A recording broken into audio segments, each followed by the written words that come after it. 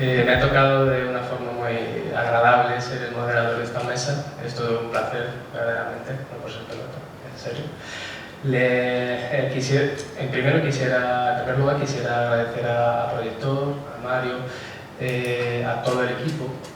Llevar a cabo este propio festival, no solo festival, el proyecto en sí, el proyecto va más allá del festival y bueno, que lo acaba de comentar, de contar lo que es el festival en sí, lo que es Proyector. Hay mucho curro detrás, entonces creo que es merecible agradecérselo. También, bueno, a la sala Alcalá 31 por, digamos, dar esta oportunidad de desarrollarse aquí el encuentro. Por supuesto, a cada una de las ponentes, de las cuales vamos a aprender muchísimo. Yo creo que no soy consciente del honor que es tener a estas tres figuras a la misma vez conversando en torno a lo que ha sido el videoarte, que parece ser aquí digamos, se concreta en 92.000, pero en realidad va a ser una proyección, es decir, una visión transversal, una visión cronológica en España, en el encuentro de profesionales de la nación, aunque no me gusta mucho el término, pero bueno, es decir, vamos a ver ese recorrido a través de las tres experiencias.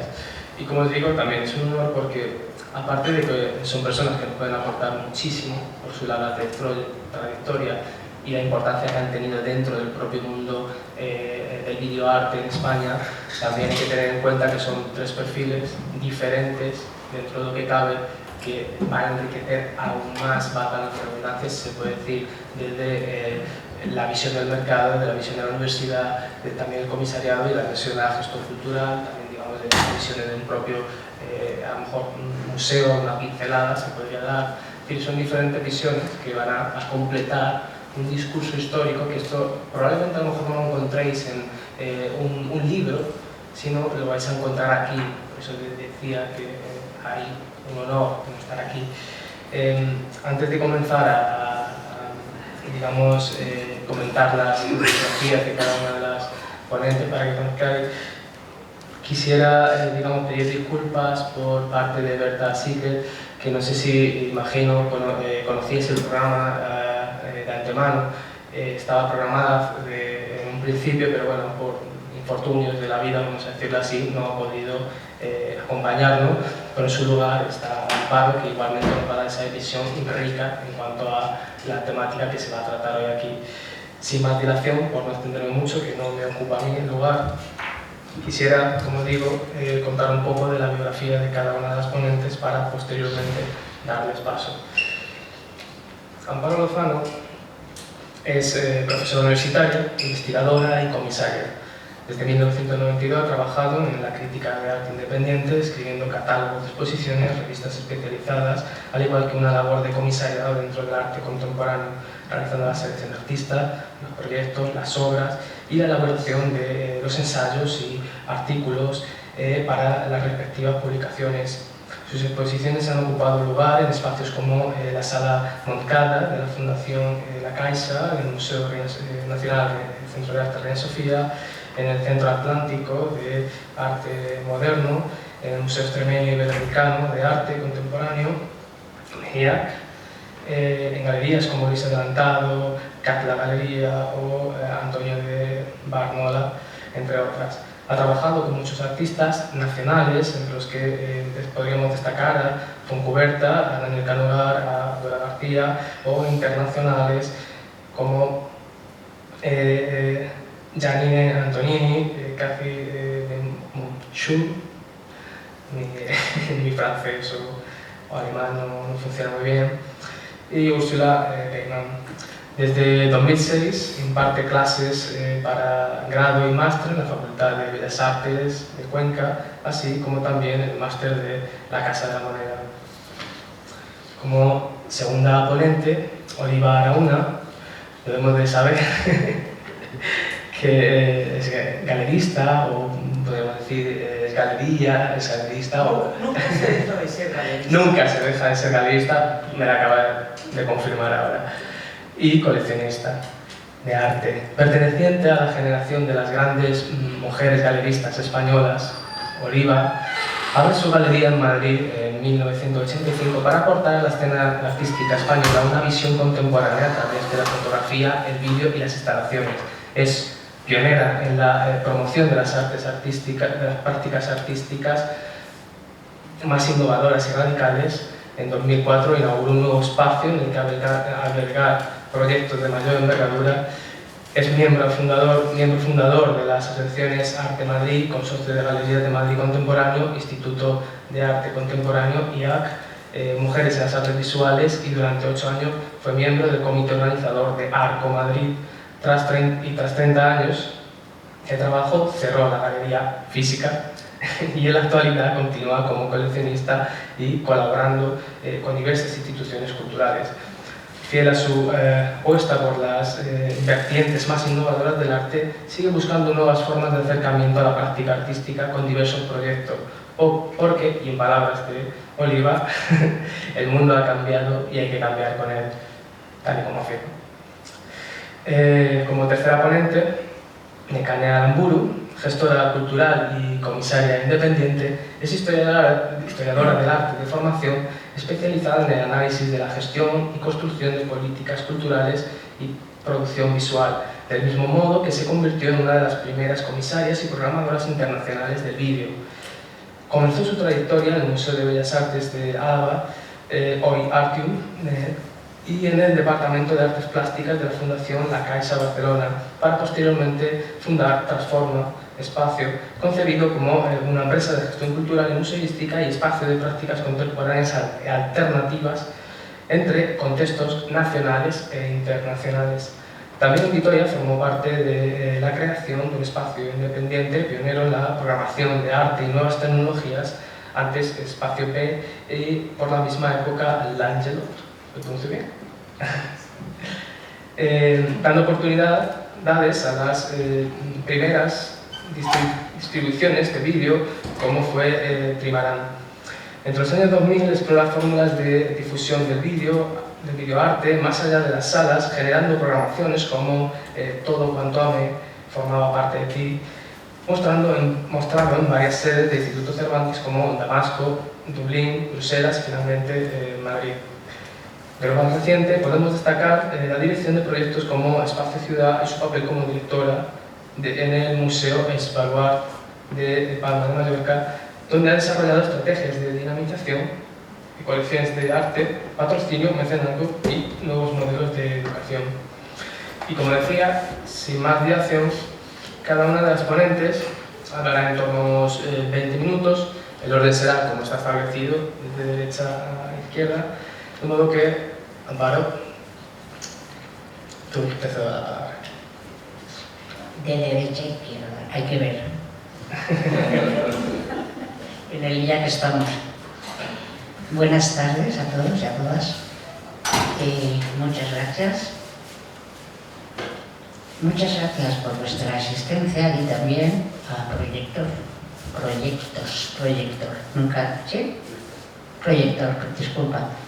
Quiero comentar, a ver, lo primero de todo que quiero decir os nombraré, es que me siento muy pequeñita en esta mesa, muy chiquitina, porque estoy con la Marisa, porque estoy con 2 popes y lo que yo tengo que aportar es bastante menor.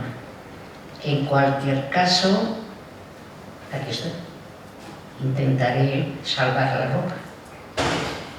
Quiero dar las gracias a ambas compañeras de mesa, a Oliva, por todo lo que me ha enseñado durante muchos años, con sus selecciones de artistas, con sus montajes expositivos, con sus conversaciones.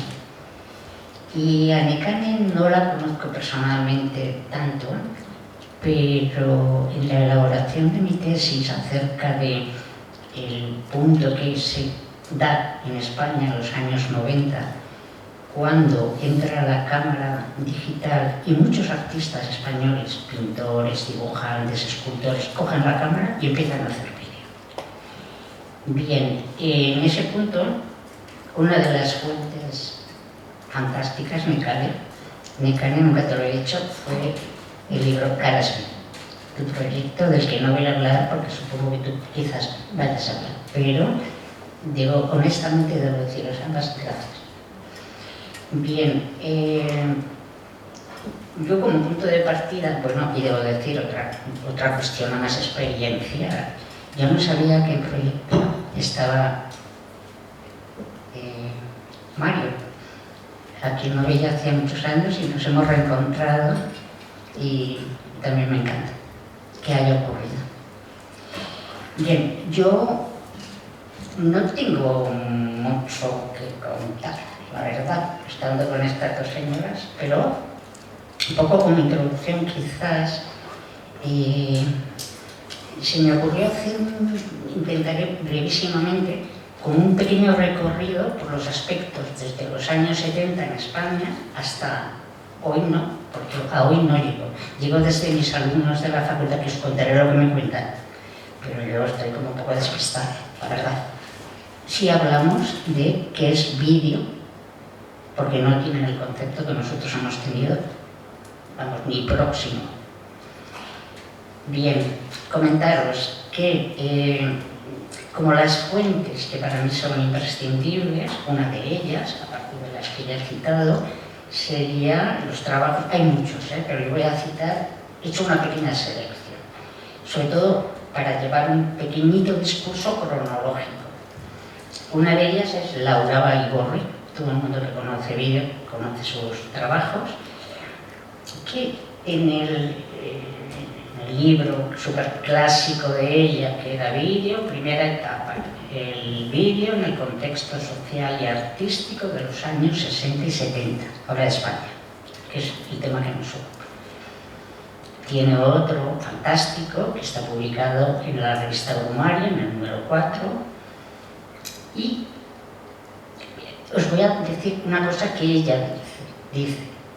En este momento, los años 60 y 70, las influencias del vídeo en el arte fueron influencia social, política sin precedentes, la reestructuración de las expectativas institucionales y las del mercado del arte. La incidencia en el carácter procesual de la obra, el proceso fantástico y fundamental, luego podemos entrar a estos aspectos, y en la participación del espectador y la definitiva alteración del estatus del arte y del artista. Potapumba, vaya meneo, en los años 60-70. Y nos parece que ahora inventamos Roma. Bien, es evidente que todo eso se da por una serie de circunstancias políticas, sociales, culturales y por la aparición de una nueva tecnología. En la comida de hoy hablábamos de si esta nueva tecnología se puede considerar lenguaje o herramienta. Lo he planteado porque yo soy una obsesa terminológica, pero muy obsesa. Yo cada palabra le doy una importancia del demonio. No se llama a lo que podríamos llamar A1. No, si decimos A, es A. Bien, luego volveré al tema terminológico porque me encanta. Una de las cuestiones que para mí tienen bastante interés... Laura, perdón. Perdón, porque aquí me embalo. Vale. Que una de las cuestiones que a mí me parece de especial interés es que cuando irrumpe el vídeo, a mí me gusta más llamarlo la imagen en movimiento, porque ya quitando usted la televisión, Nightjump, eso ya lo dejamos, ¿vale? Pasamos a lo que hemos denominado genéricamente vídeo. Bien, pues uno de los debates interesantísimos, en mi opinión, es si el vídeo existe de manera espacial o solo temporal. Y ahí tenemos, es uno de los puntos que se podrían debatir. Hay distintos autores y estudiosos que divergen una visión u otra. En cualquier caso, Lo que sí que produjo fueron manifestaciones híbridas. Y entonces se fueron alternando y sucediendo. Entonces se puede hablar vídeo escultura, vídeo objeto, vídeo cinta monocanal, vídeo performance, vídeo instalación, instalación de monitor, instalación en circuito cerrado, pumba, patapumba. En cualquier caso, esta imagen era imagen en movimiento.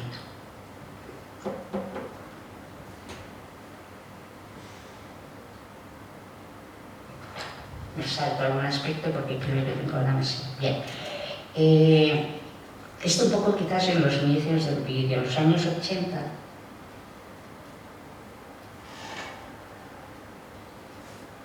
Y quiero citar, hay muchos autores que han escrito sobre vídeo que saben muchísimo más que yo lo poquísimo que sé es porque los he leído.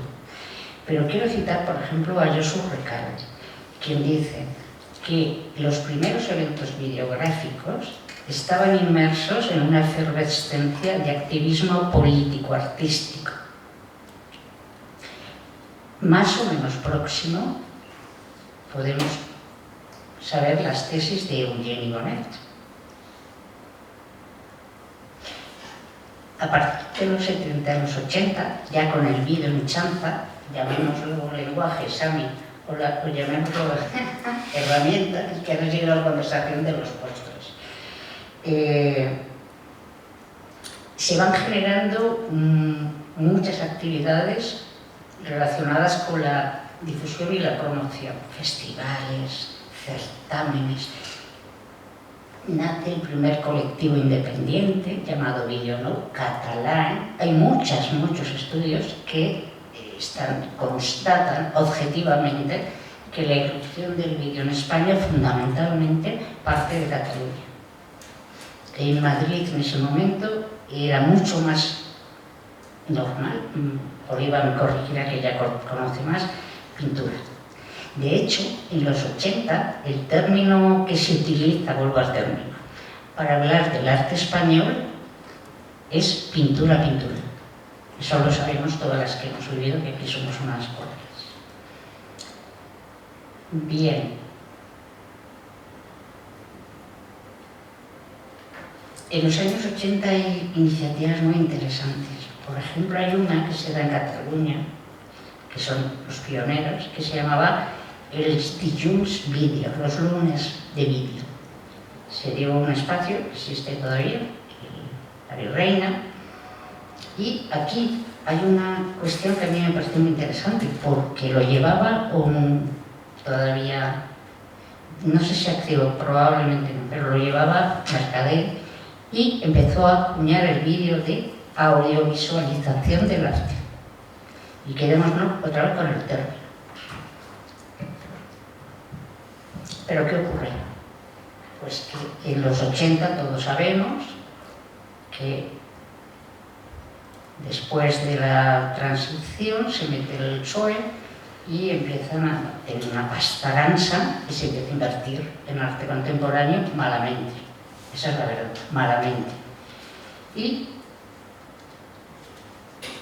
empieza a ver, el videoarte en ese momento, hay todavía un teórico maravilloso que es Eugeni Bonet, que está siempre implicado, analizando, escribiendo, reivindicando, y él empieza a decir, no solo él, pero él empieza a decir, es el primero, que luego en los 30 ya vienen más voces, pero él es el que dice, cuidado, ¿qué está pasando con el videoarte en España? Está pasando que se ha institucionalizado, vive de espaldas a lo que el vídeo en España está como una vía de difusión distinta y diferente a lo que entonces se llamaban artes plásticas. Las artes plásticas, luego Oliva, por favor, me ayudas, se exponían en galerías, pero el circuito del vídeo, tal y como en ese momento se entendía, ese circuito era institucional. Eran festivales, bienales, actividades específicamente hechos para el vídeo, no para el arte. De modo que el vídeo todavía estaba al margen de lo que en ese momento se llamaba artes plásticas. Me encantará, Oliva, te lo pido, que nos indiques tú, que tienes más precisión que yo, cuando por fin ya no nos podemos poner en fotografía, que podríamos entrar, pero no tenemos tiempo, pero cuando por fin el vídeo se empieza a hablar del vídeo de manera uniformada con las artes plásticas, ya no está fuera de onda, ya no tiene un circuito completamente distinto. ¿Cuándo podríamos decir eso? No lo decía yo, ya de los 90. 80 es cuando se empieza a detectar y 90 cuando se desarrolla. Es cuando tú estás hiperactivo. ¿Sí? Te lo agradezco. Bueno, el vídeo, en los años 80, una de las cuestiones que también sabemos, creo que todos, pero bueno, yo no sé más, no os puedo dar más datos, pero vive y pervive por una financiación, se institucionaliza, o sea, se le paga, se producen festivales, eventos, y hay un teórico que a mí me parece de gran interés, que ya solo lo he nombrado y luego lo va a nombrar, que es Recalde, que dice que estuvo muy bien, porque por un lado había más información sobre lo que era el vídeo, pero por otro lado esta institucionalización creó modas estilísticas. Claro, la Bienal del vídeo en España abundan como setas, perdonad la expresión, en Zaragoza, en Toledo, ¿no? Y claro, y se premia a una serie de gente y se expone a esa gente que ha sido premiada.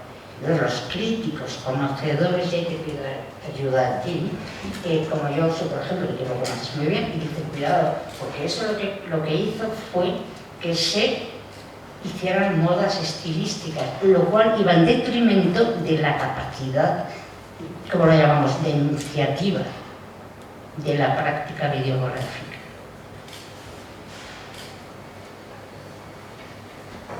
Y luego, solamente comentar una cosa más. En los 70 se empieza a hablar de quién es el primero que introduce la televisión en el arte. Se supone por consenso, hay mucho que decir, tengo mucho que decir al respecto, pero bueno, que es Foster, ¿vale? Y quién se le considera el padre del vídeo, que es Nigel Peck, y eso nos lo han explicado en todas las escuelas, habría que revisar. Bien. Pero curiosamente, en esta época 80, voy más rápida, se hacen videotecas como Artelé, surgen un montón de cosas, pero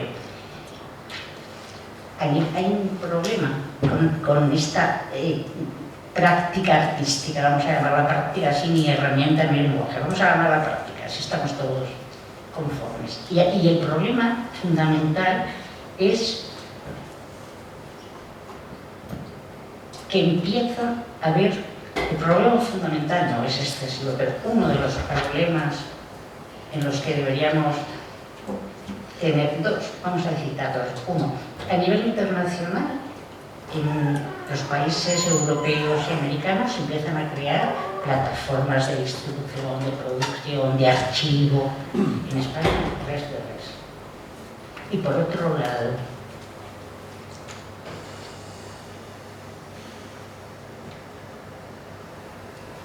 empieza también aquí a hacer, por fin, por otro lado, a que las instituciones empiecen a hacer programaciones de vídeo, pero ¿desde qué perspectiva?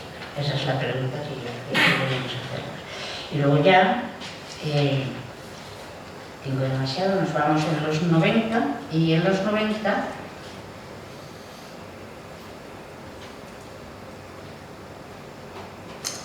vuelvo a hacer una cita, nos mira y dice, lo que hasta ese momento era una revisión constante de conceptos y situaciones políticas, culturales y sociales, además de mediáticas, pasa a ser una experimentación con el propio medio. En los 90 empiezan los artistas a decir, ¿esto qué realmente qué tiene? Ahí sí que te doy, Sami, la razón. Ahí sí que a mí me parece, hasta ahora herramienta, ahora ya lenguaje. Finalmente la industria videográfica evoluciona y todos más o menos sabemos que ya ha llegado para nada.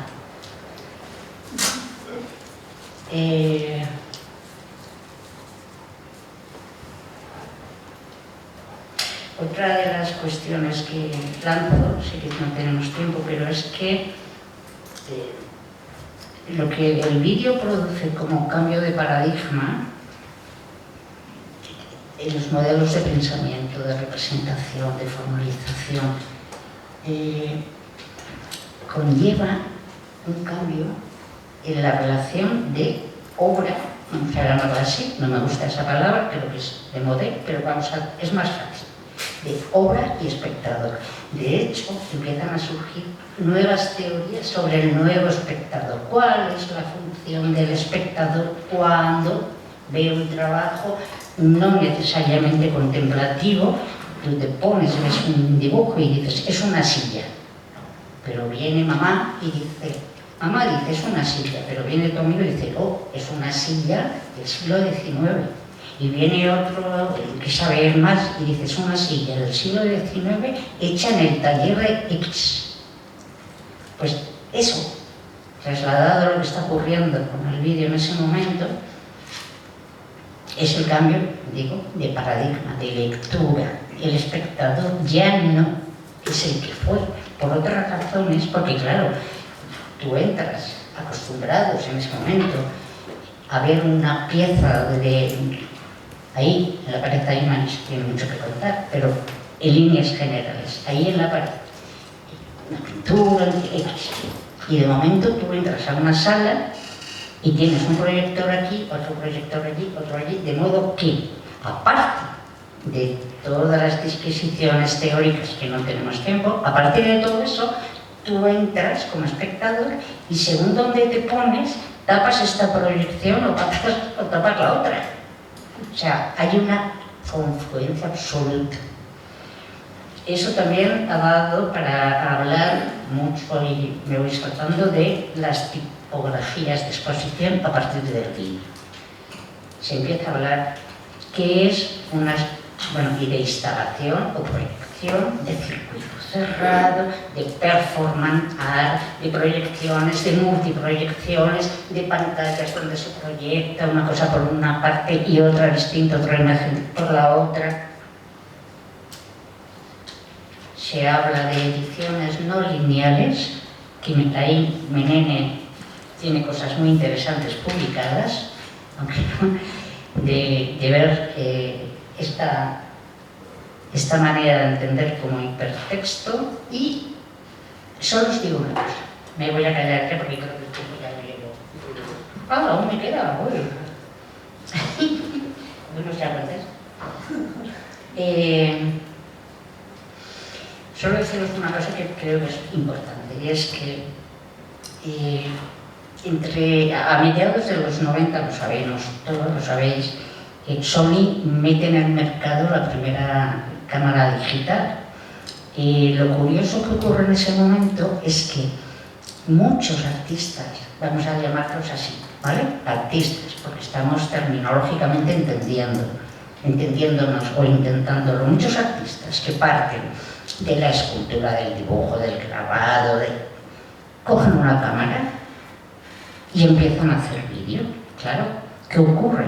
Que cuando esto empieza con una máquina cada vez más grande, ¿quiénes estaban? Y allá está Necane, perdón, también puedes decir algo, ¿quiénes estaban funcionando como videoartistas con sus bienales fuera de las artes plásticas, fuera de las galerías, todo?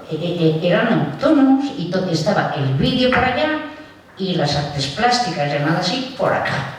Y no había una galería que pudiera fusionar hasta ese momento, porque tenía un circuito de distribución diferente y bien diferenciado y muy institucionalizado, como he anotado antes. Bueno, pues, ¿qué pasa? Pues que hay reacciones en todos los órdenes. Quienes están encantados y quienes dicen, Y tengo una cita que me hace de otro de las personas, es que son tantas las personas que a mí me han ayudado muchísimo. Yo no sé nada, solo he aprendido de leer, entre otros ella, pero muchos otros.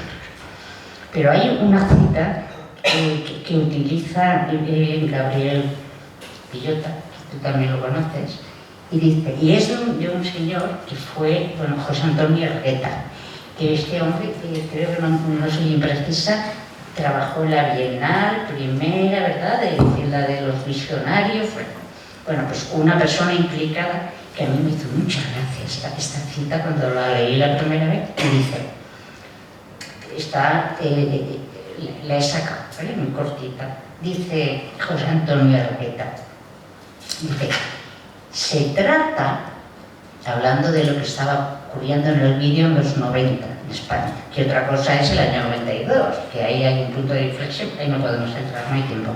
Pero ahí dice este hombre, se trata de la periódica aparición de individuos que sin conocimiento previo del ámbito en el que se zambullen, que es el vídeo, se hacen abanderadas de la imagen electrónica, como diciendo, oiga, no, aquí la imagen analógica y esto de lo digital, ¿esto qué es? Y eso será. ¿Quién ganó la batalla? Ya lo sabemos todos, ¿no? Bien, quería leer una cosa, pero no, solo deciros que yo ahora soy docente y la gente con la que trato, una cosa terminológica que a mí me hace mucha gracia. La primera etapa del vídeo, Necane, ayúdame, espera, lo tengo apuntado y ahora no me acuerdo. Espera, la primera se llama... Bueno, es igual, pero vamos, la segunda es el vídeo creativo. La primera vídeo de creación es la de las 80. Bueno, da igual, luego sí lo busco y luego lo veo. Pero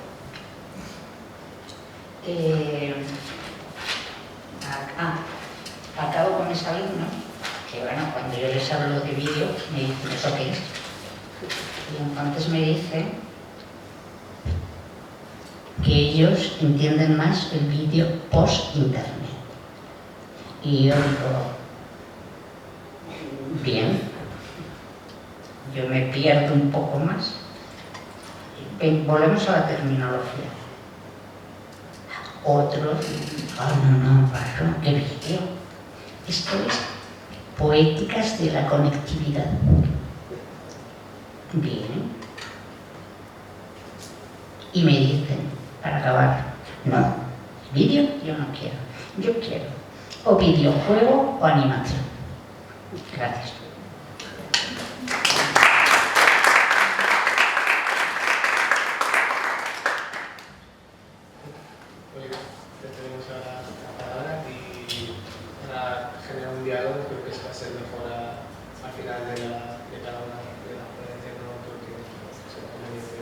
Al final, el diálogo, yo también creo que es mejor. Sí.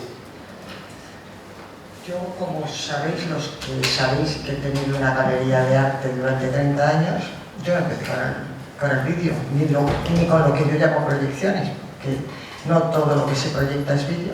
Creo que lo más importante no es el soporte, sino lo que dice cada artista a través del medio que elige en su momento. Primero, gracias por hacer estos encuentros. Gracias, Pedro, por invitarme. Creo que son necesarios. Tendríamos que venir más, me incluyo, Perdón. En el año 96 hago la primera exposición de Tony Abad de vídeo. En aquel momento sí que era vídeo. A proyección abierta. A pared directamente y no sobre pantallas, que había hecho algunas, pero se veía de otra forma. Aquella proyección se llamaba Sísifo y además le pedí al Círculo de Bellas Artes que sí me dejaban proyectar la de Últimos Deseos. Todo esto era de Tony Abad. Y lo proyectaron, quedó fantástico a la escalera. En la inauguración de aquella exposición, mis colegas y algunos comisarios y algunos directores de instituciones me dijeron que si yo me creía una fundación, que eso no se podía vender en España, y hablo de España puesto que todo está en este momento dirigido hacia España, y yo dije, yo lo voy a vender porque creo en ello, porque no me interesa, y vuelvo a repetir, en qué soporte esté hecho. Yo he hecho otras exposiciones con Tony Abad que eran esculturas en movimiento, no tenían el movimiento, no se estaban moviendo en ese momento, pero sí tenían diferentes posiciones en las que presentarlas.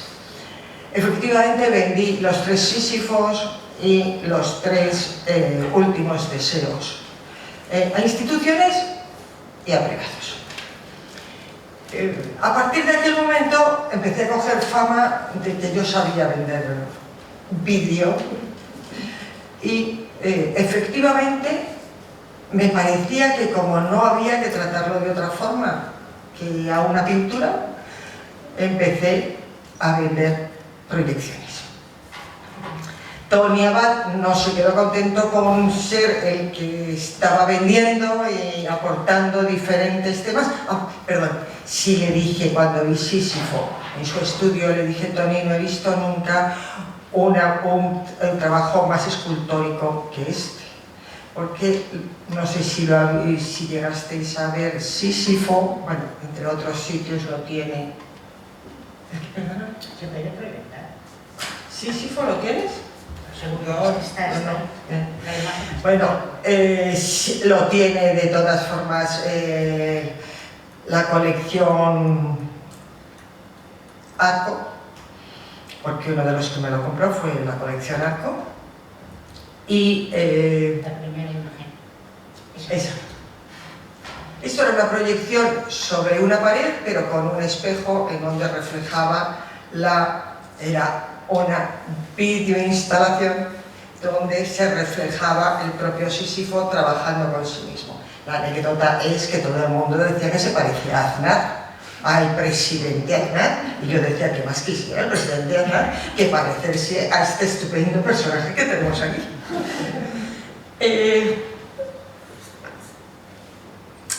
La siguiente exposición de Tony, de repente me dice que tengo que ir al estudio para ver lo que está haciendo. Me habla de que son unas moscas que van formando palabras. Y le digo, es muy raro, Tony, va a ser la primera vez que tú no hablas de ti. Me dice, bueno, ya lo verás. La pieza se llamaba Ego y era una proyección informática. De ahí vuelvo otra vez a decir que no se trata de cuál es el soporte, sino de lo que están diciendo. Esta proyección tenía una por idioma y reconozco que estuvo mejor admitida fuera de España que en España.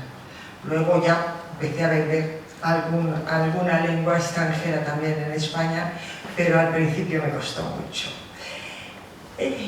A partir de ese momento, algunos coleccionistas que no habían comprado nunca vídeo empezaron a acercarse a mí para decirme, quiero empezar a coleccionar vídeo, porque yo siempre decía, la ventaja que tiene el vídeo sobre cualquier otro soporte es que en el cajón de tu casa puedes tener una colección estupenda, solamente con abrir el cajón y meterlo en un soporte para proyectar. La mayoría tienen las primeras piezas compradas en galería, pero mis colegas seguían diciendo, claro, que el vídeo era muy difícil de vender. Y yo siempre decía sí, pero es porque normalmente estáis acostumbrados a vender pintura y sobre todo pintura ya asumida. Nuestra obligación es intentar aportar algo más que el pasado. El pasado está hecho, el pasado te lo vienen a comprar. Si lo tienes, lo vendes, si no, pues intentas venderles otra cosa. Pero yo encontré que Tony, que es muy inquieto y que desgraciadamente se ha distanciado mucho del mundo comercial, porque las galerías somos comercio, no nos equivoquemos. Aquí tenemos teóricas, pero nuestra obligación es vender. Y además tengo que decir que les gusta mucho a los artistas, lo de que vendamos. Vendemos todas. Vosotras proyectos y nosotros obras. Es más difícil. De repente me dice que tiene una obra magnífica para Arco. Ah, pues muy bien. Y lo que me presenta es una obra que se llama 1 millón. Y es 1 millón de besos, en donde a través de una pantalla de ordenador, cada vez que tú tocabas la pantalla iba reproduciendo bocas con besos, hasta llegar a 1 millón. Y en este caso el director de los informativos de Canal Plus vino y me dijo que no, bueno, no voy a contar exactamente cómo fue, pero que bueno, que era imposible que eso se vendiese. Y le dije, mira, Francisco, yo te voy a llamar porque lo voy a vender. Voy a vender el 1 millón de besos, porque creo que nuestra obligación es hacer esto. Y efectivamente, bueno, fue una venta diferente, porque fue una venta premio, como premio de arte electrónico en Arco. Pero le llamé y le dije, Francisco, vendí el 1 millón de Tony Abad. Hablo de Tony Abad porque para mí ha sido uno de esos ejemplos en donde nunca se ha conformado con hacer lo que ya él consideraba que estaba asumido, sino porque él lo que vendía en ese caso era un espejo para un portal de internet. Estoy hablando del año 99. O sea, hoy todo eso a nosotros nos parece muy normal, pero en el año 99 eso no se entendía ni por los propios artistas que estaban trabajando en vídeo. Pero bueno, yo no solamente he tenido la parte de la venta, sino incluso de la compra.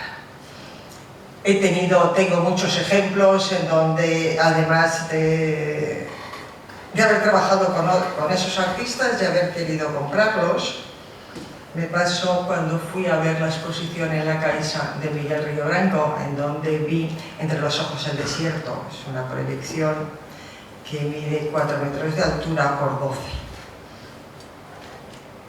Y se me saltaron las lágrimas. Es raro en mí que se me salten las lágrimas. ¿Para que sí? No. Y le dije, quiero la obra, quiero la obra, quiero la obra. Y me dice, pero Olivia, ¿dónde la vas a poner? No tienes un sitio donde poner esta obra. Ya sé que no toco esta obra, pero para mí todas son obras. Y dije, para mí y por encima de todo, las obras que yo compro están en mi cabeza. Porque si hubiese museos que comprasen las obras que a mí me interesan, yo no las compraría, iría a los museos a verlas. Pero entre otras cosas, cuando las compran los museos, las dejan en los almacenes, no las exponen la mayoría de las veces, hasta que no han pasado los años suficientes como para que el artista haya tenido un gran reconocimiento y entonces ponerlas. Y sin embargo, la pasión que pasa por dentro de mi cuerpo no la puedo evitar. Soy viciosa del arte y lo reconozco públicamente porque es un vicio. Que no crea nadie que esto es algo de lo que te puedes desenganchar tan rápidamente si no te vas a una clínica a desengancharte. No. Sí, en cualquier clínica te desenganchan de lo que quieras, pero tienes que querer desengancharte. Expuse, por supuesto, a Maté, en donde la primera exposición con un vídeo de 6 lo vendí todo antes de que pasase 15 días de la inauguración, que tampoco daba crédito, pero me gustaría más referirme a la segunda exposición que hice con él, en donde era una videoinstalación. Y me lo has recordado tú, hablando de banderas. Para mí las banderas que más me gustan son las de ese vídeo de Mateo Maney, Nacionalismo Doméstico, en donde las banderas están hechas con manteles de mesas. No, de terraza nada en la galería. Estaban 8 banderas y al final estaba la proyección, que lo que estaba hecho era con pequeños retazos de anuncios de televisión. No se enteró. Y forma efectivamente toda una batalla, desde con los guisantes hasta con los platos. Magnífica pieza. La tiene Artur. Si tenéis posibilidad, pasar a verla porque es maravillosa. Muxima de Alfredo ya había hecho muchas proyecciones, pero Muxima también ya pasaba de ser una simple proyección para ser película. Y es una película que hizo en Angola de 7 kaikus, en donde hablaba de los problemas de Angola, los diferentes problemas de Angola, desde las minas antipersona hasta los problemas con el petróleo, la destrucción durante las diferentes guerras, de una belleza extraordinaria.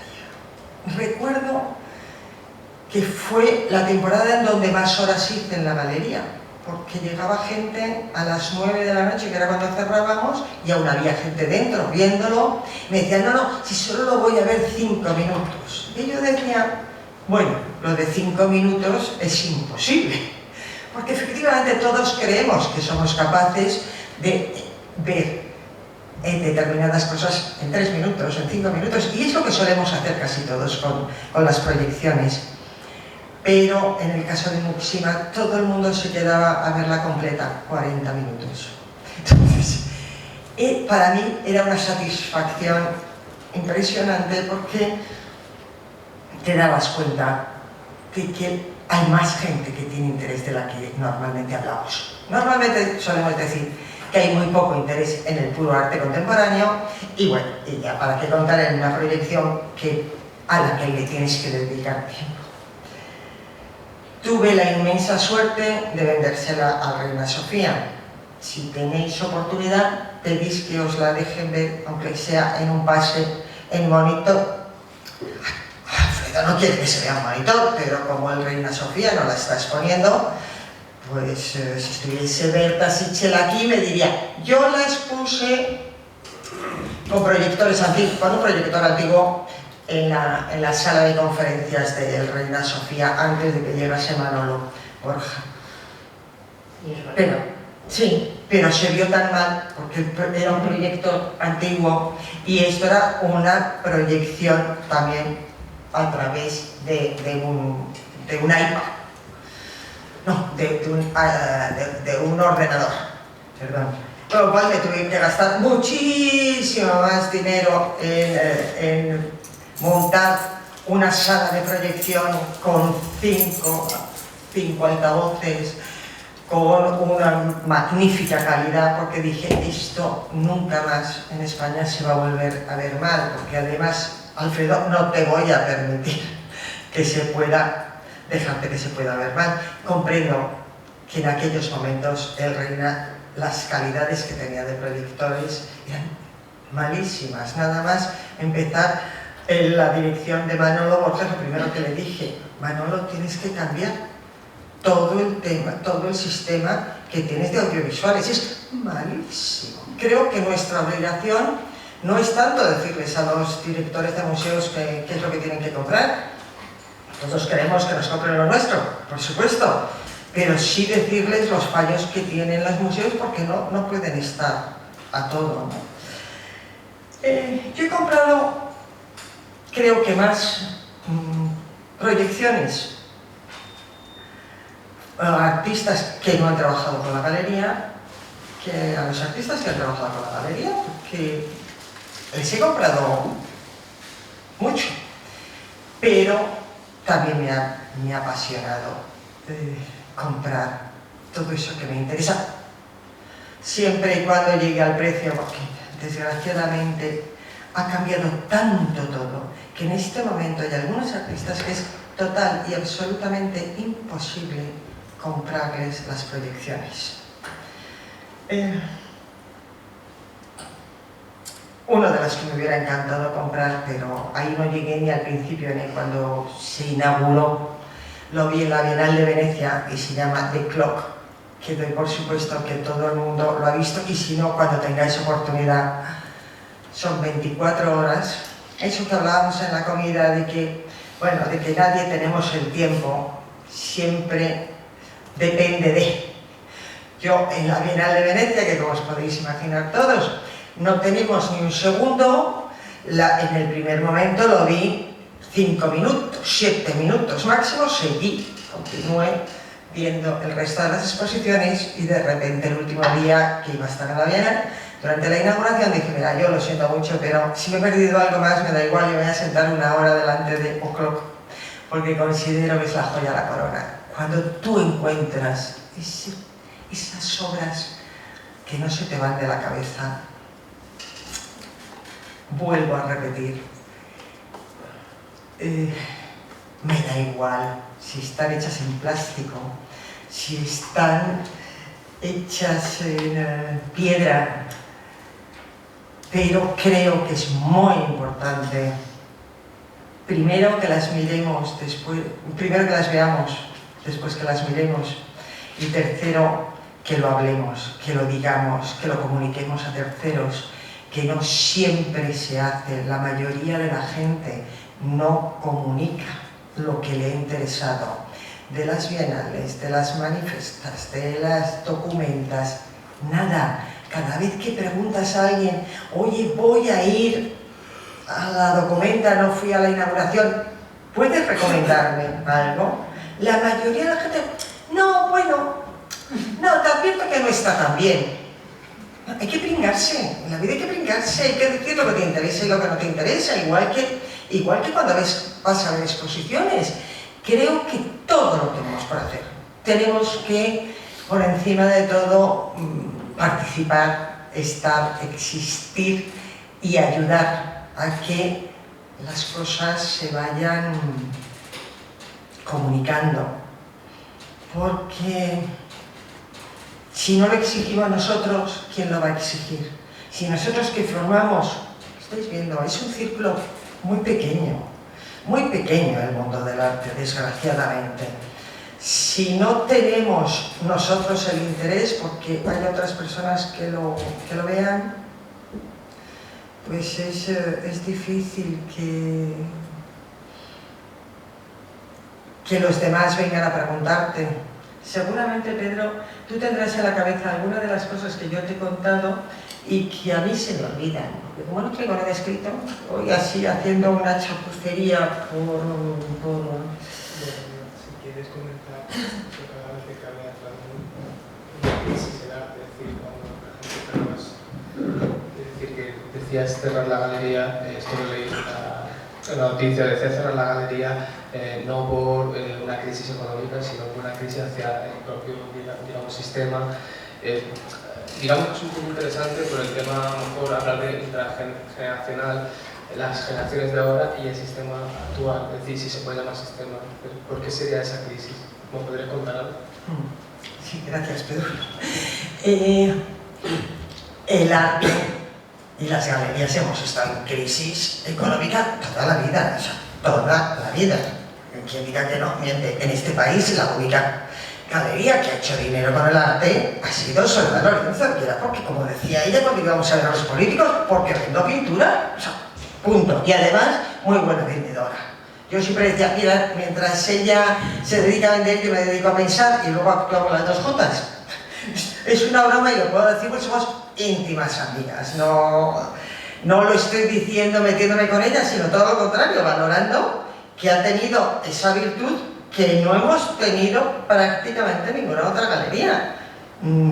De la venta nos hemos ocupado, pero no ha sido nuestra función principal. Nunca hemos pensado, este proyecto lo voy a vender o no lo voy a vender. Yo lo hago porque me interesa y después si lo vendo, pues estupendo, y si no lo vendo, quien tiene la culpa es la sociedad, no nosotros. Pues nunca hemos tenido la culpa de casi nada. Todo el mundo, por supuesto que sabe, y si no, en cuanto cliqueáis, eso se ve. Yo tuve la inmensa suerte o la inmensa desgracia de que me precintaron la galería por tener la mejor fachada de Madrid, pero tenía demasiada cristal, y el Ayuntamiento de Madrid consideró que me precintaban diciéndome que yo tenía que volver a hacer lo que existió en su momento.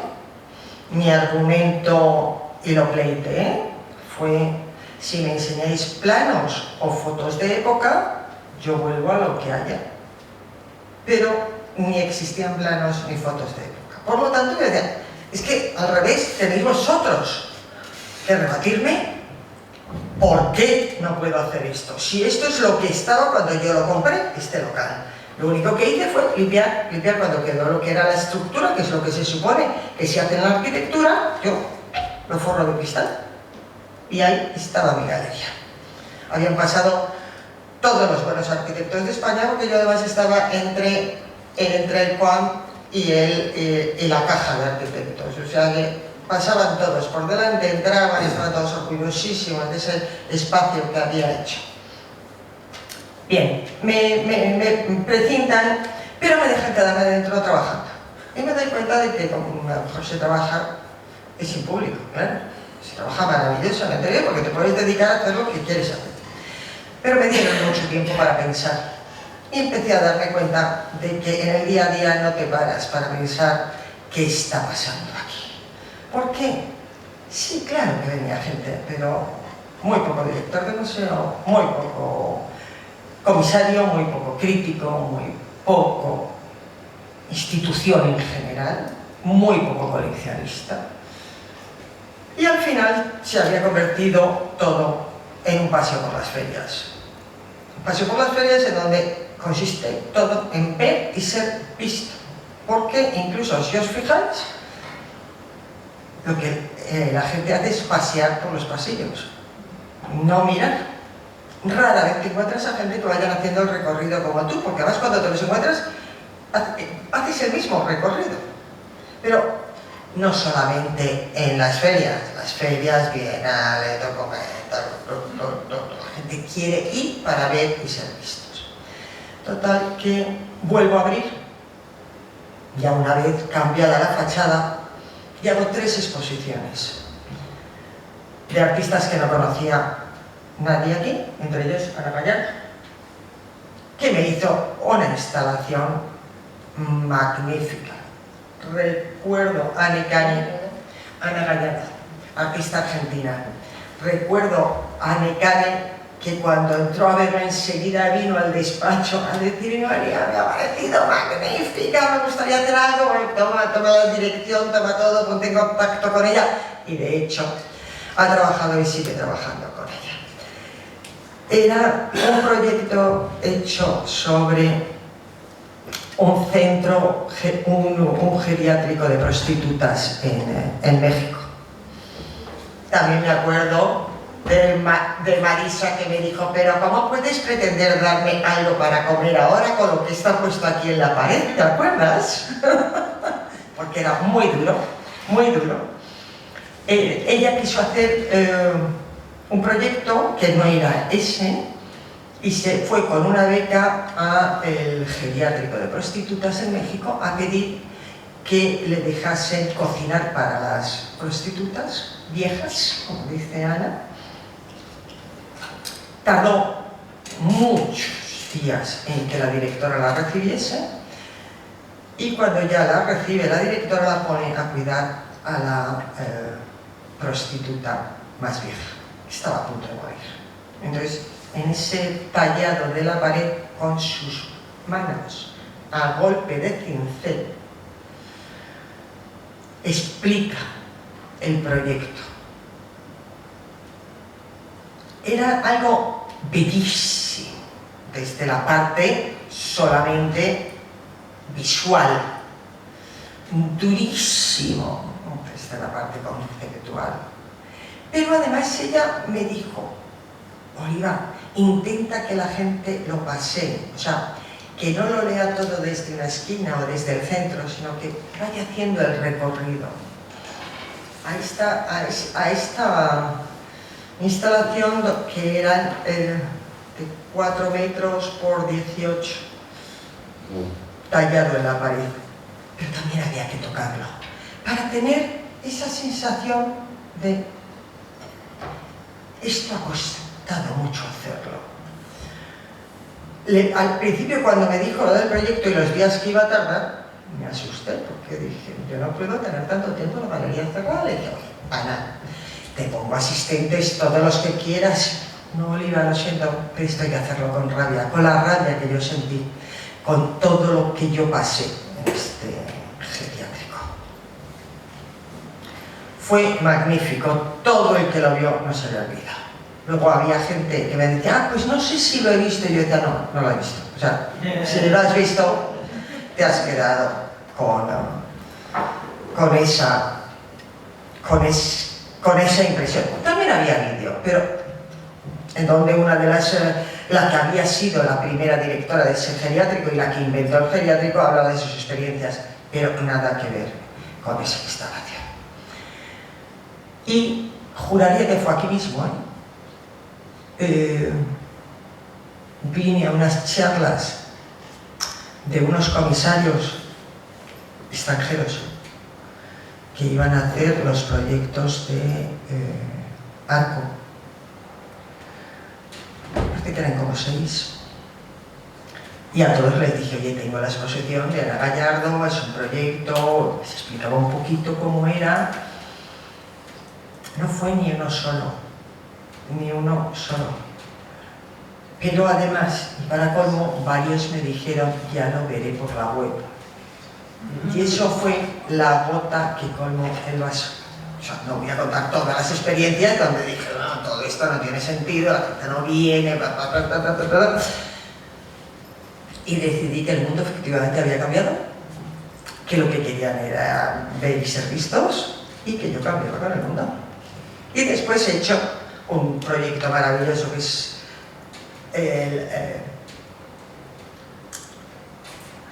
una subasta de tiempo, que considero que es lo que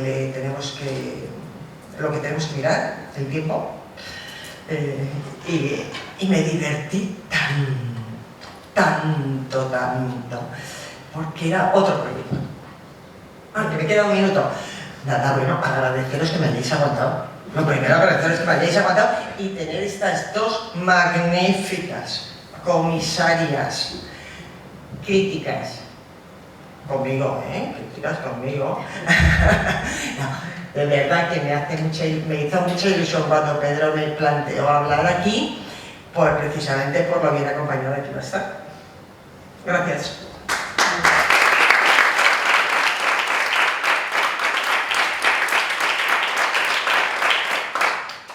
Bueno, podríamos estar toda la tarde con cada una de las ponentes, pero lo siento ser estricto, hay que limitarnos a un tiempo, lo siento. Así que te damos paso de Karen. Bueno, hola, buenas tardes. En primer lugar, agradecer la invitación, Mario, a felicitar por el festival que va creciendo y expandiéndose año tras año. Y para quienes nos hemos recorrido tantos festivales de todos los sitios y hemos estado, ¿no?, desde el principio también en gérmenes de activaciones respecto al vídeo, pues es una labor también heroica, ¿no?, el poder gestionarlo de manera totalmente independiente y sacarlo adelante edición tras edición. Bueno, también Pedro, que nos ha coordinado, lamentablemente, como ha dicho, Berta Sichel, con quien habíamos empezado a preparar el evento de hoy, pues no está con nosotras, pero está en espíritu, y a las compañeras que, como ya han dicho tantas cosas, yo voy a intentar realizar una visión global, extraer ciertas pinceladas. Hay una cuestión que me preocupa especialmente y por eso creo que estos foros, no me cansaré de repetirlo, son muy importantes porque sirven para transmitir conocimiento. Y sí que es cierto que de generación en generación uno piensa que las experiencias están y no es cierto.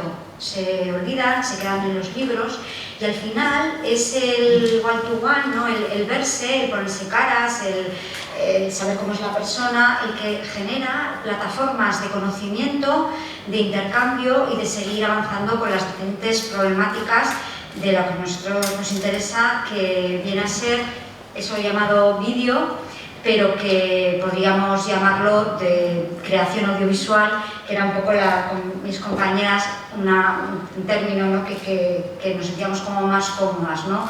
Puesto que el vídeo, que nació en 1963, ha ido evolucionando y ahora mismo es un totum revolutum donde, como ha citado también Amparo y Oliva, ¿no? que escultores hacen vídeo y sin dominar el lenguaje cinematográfico, incluso también Menene, ¿no? Y hablábamos de cómo en otros lugares se denomina de otra manera, incluso el vídeo expandido, el cine expandido, ¿no? Entonces creo que hay voy a hacer como apuntalar cuestiones que quizás en el debate y en el diálogo podamos entrar más, pero yo pienso que hay una cuestión de base que es las nomenclaturas, los glosarios y realmente saber en qué momento estamos también de toda esta evolución de las prácticas creativas que han usado y están usando las nuevas tecnologías y en concreto la imagen en movimiento. El tema de hoy empezaba en la década de los 90. Yo contaré mi experiencia de la época de los 90, pero también me gustaría señalar algo muy importante, porque no podría entender la época que empecé a trabajar, a desarrollarme profesionalmente, si no he tenido la posibilidad de hablar con personas que han trabajado en las décadas precedentes y con amistad y con generosidad me han contado sus experiencias.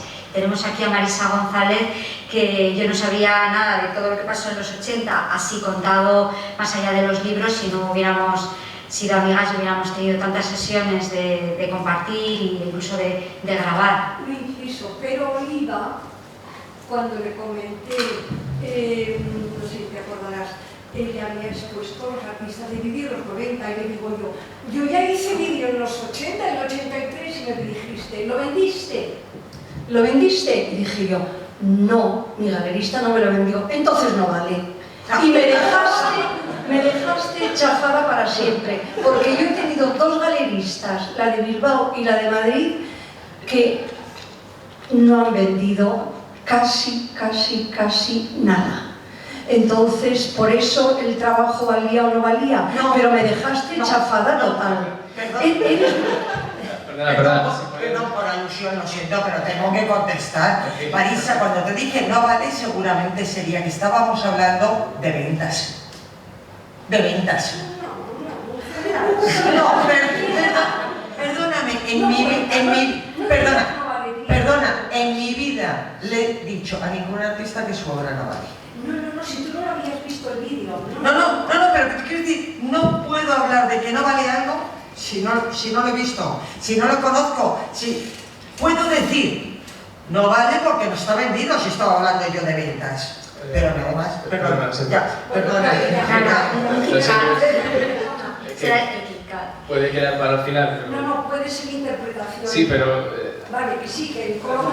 Lo siento, lo siento muchísimo, de verdad. Repetemos a agregar.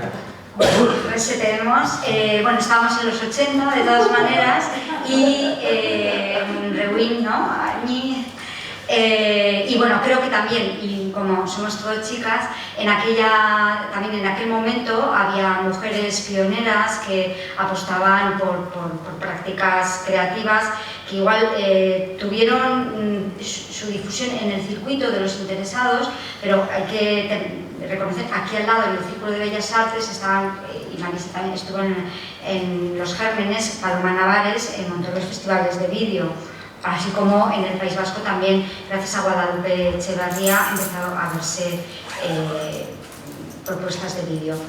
Hay que tener en cuenta que en aquellos momentos donde se programaba, pues se programaba en el antiguo Museo de Arte Contemporáneo, había unas pequeñas distribuidoras que hacían experimentaciones un poco impulsadas en épocas anteriores, sobre todo por Pedro Varel, estaba, nadie de aquí recordará, pero tenían estar en Arco la Confusión Española, que era un modelo primigenio de cómo hacer una galería exclusivamente de venta de vídeo y distribución, y por supuesto Trimarán, María Palier y Iñaki, que ahora todos recordáis. Bueno, María está trabajando en Metrópolis, pero hubo un momento muy pionero y muy de impulsores, en un momento que prácticamente nadie iba a las distribuidoras a alquilar vídeos para programar, porque tampoco se programaba.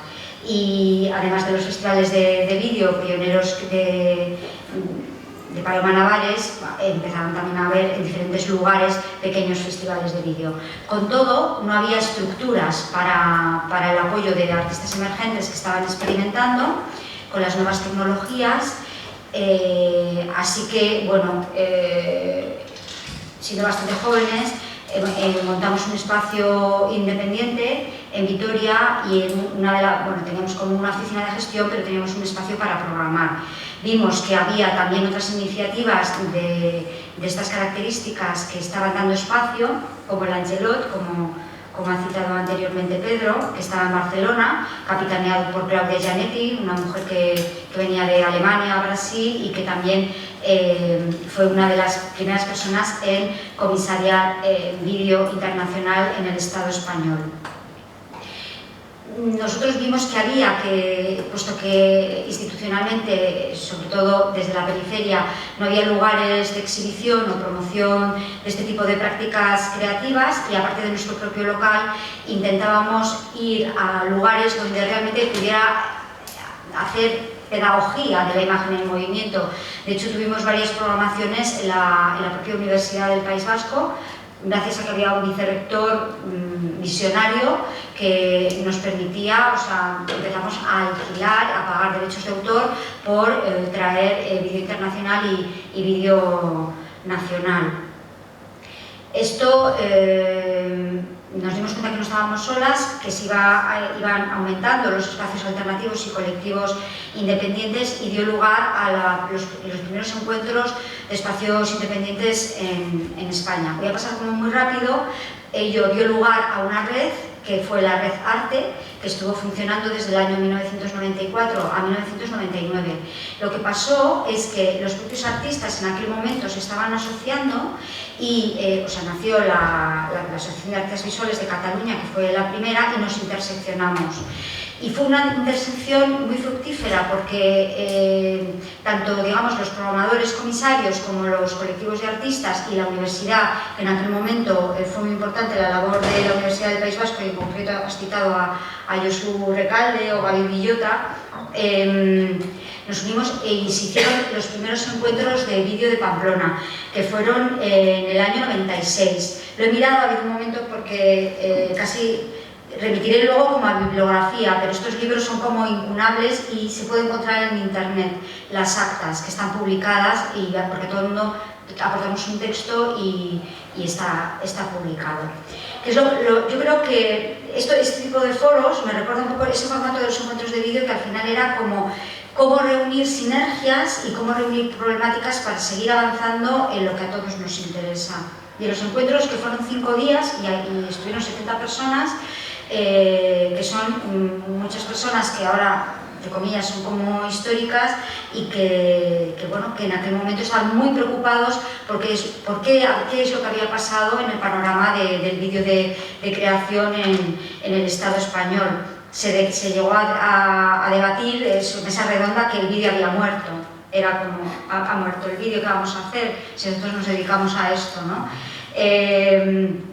Las distribuidoras no funcionaban, Trimarán tuvo que cerrar, qué tipo de modelo de distribuidora se podía montar, no había. Otra de las cuestiones importantes, que esto estoy hablando del 96, pero estamos en 2019 y luego voy a hacer un comparativo y vamos a hablar de lo mismo. Es decir, ¿por qué no tenemos una base de datos internacional, española, trabajando en intercambio con otros festivales, con otros programadores o con museos que tienen en su haber no hablo, luego hablaré de coleccionistas, pero bueno, los museos que tienen como patrimonio el vídeo con todas las problemáticas que tiene de conservación y de transmisión de los soportes, ahora mismo y desde entonces no ha habido cambios, estamos hablando de bastantes años. El IBAN tenía un departamento de audiovisuales y el Reina Sofía. Ahora, ¿conocéis alguno más que está aumentado? Cuando realmente las colecciones cada vez tienen más vídeo. Entonces, bueno, las dos asociaciones en aquel momento nos unimos y hubo un programa, que fue un programa que transforma, y en aquel momento Carta de Ajuste, que estaba en Sevilla, lo movimos juntos por diferentes países a nivel internacional, porque sí que es cierto que evidentemente el problema endogámico tenía que también contribuir a generar dispositivos y plataformas para exportar digamos, el talento español fuera, que en aquel momento no se estaba produciendo. Un poco después apareció Harold Shimon con The Real Riot Trip y tal, pero eso era otro tipo de acciones que no tenían que ver tampoco con ese nivel de videocreadores de aquel momento.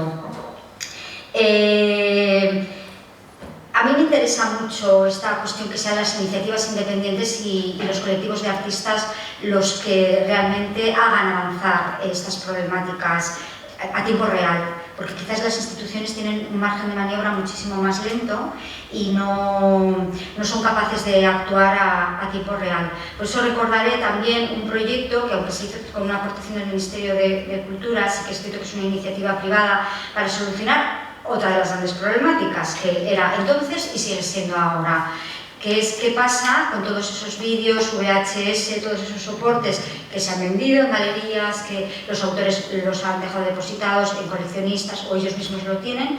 Janaleo montó una pequeña empresita ONG con equipamiento para hacer ese traspase de soportes de lo analógico a lo digital. Estamos hablando, y no me voy a meter en los detalles históricos, porque luego, bueno, os daré como 4 pinceladas de libros, pero el apagón analógico del 2000, claro, evidentemente nos ponía en otra esfera.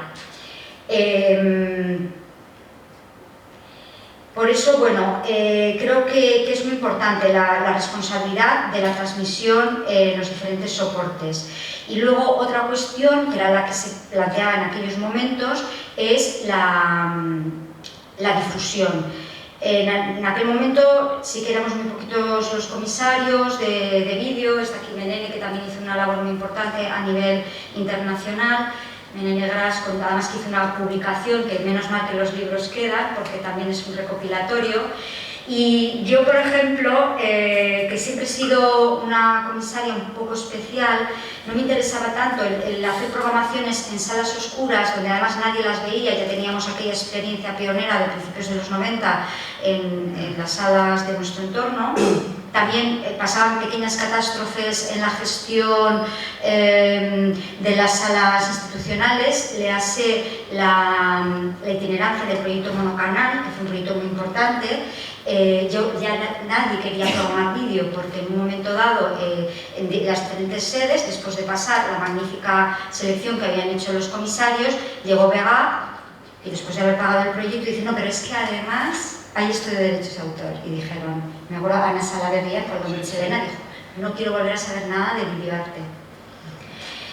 Entonces, aparte de esas pequeñas crisis que se producían, ello me lleva a pensar que realmente el espacio del vídeo, no sé cuántos estáis pensando destinar 58 minutos de vuestra vida a ir a ver el magnífico trabajo que recién ha presentado Francisco Ruiz Infante en la sala de BBVA. Pero además de que tampoco ni en las bienales nadie invierte ese tiempo de estar viendo los trabajos, ahora hay otros dispositivos para verlos aparte del cubo negro. Entonces, en torno a este tema, empecé como a pensar también otros dispositivos de distribución y difusión del videoarte español, y de ahí nació, lo he puesto como ejemplo simplemente pues, como para ver cómo también había que generar ese tipo de plataformas.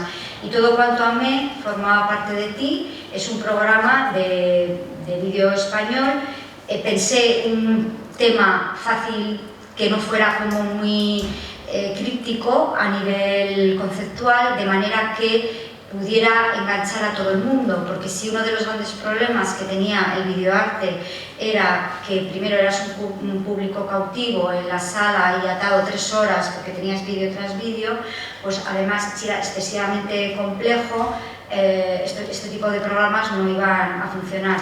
Entonces este tema del amor y el desamor pues era como algo que me permitía, con la complicidad del Instituto Cervantes, presentarlo en lugares de la convivencia, que no era la típica sala oscura, aunque sí que es cierto que estaba también en una sala de exposición, pero estaba en una cafetería, en la biblioteca, en lugares donde, bueno, en la conversación tú de reojo podías ver el trabajo, y además permitió exportarlo a nivel internacional a diferentes lugares como Dublín, Damasco.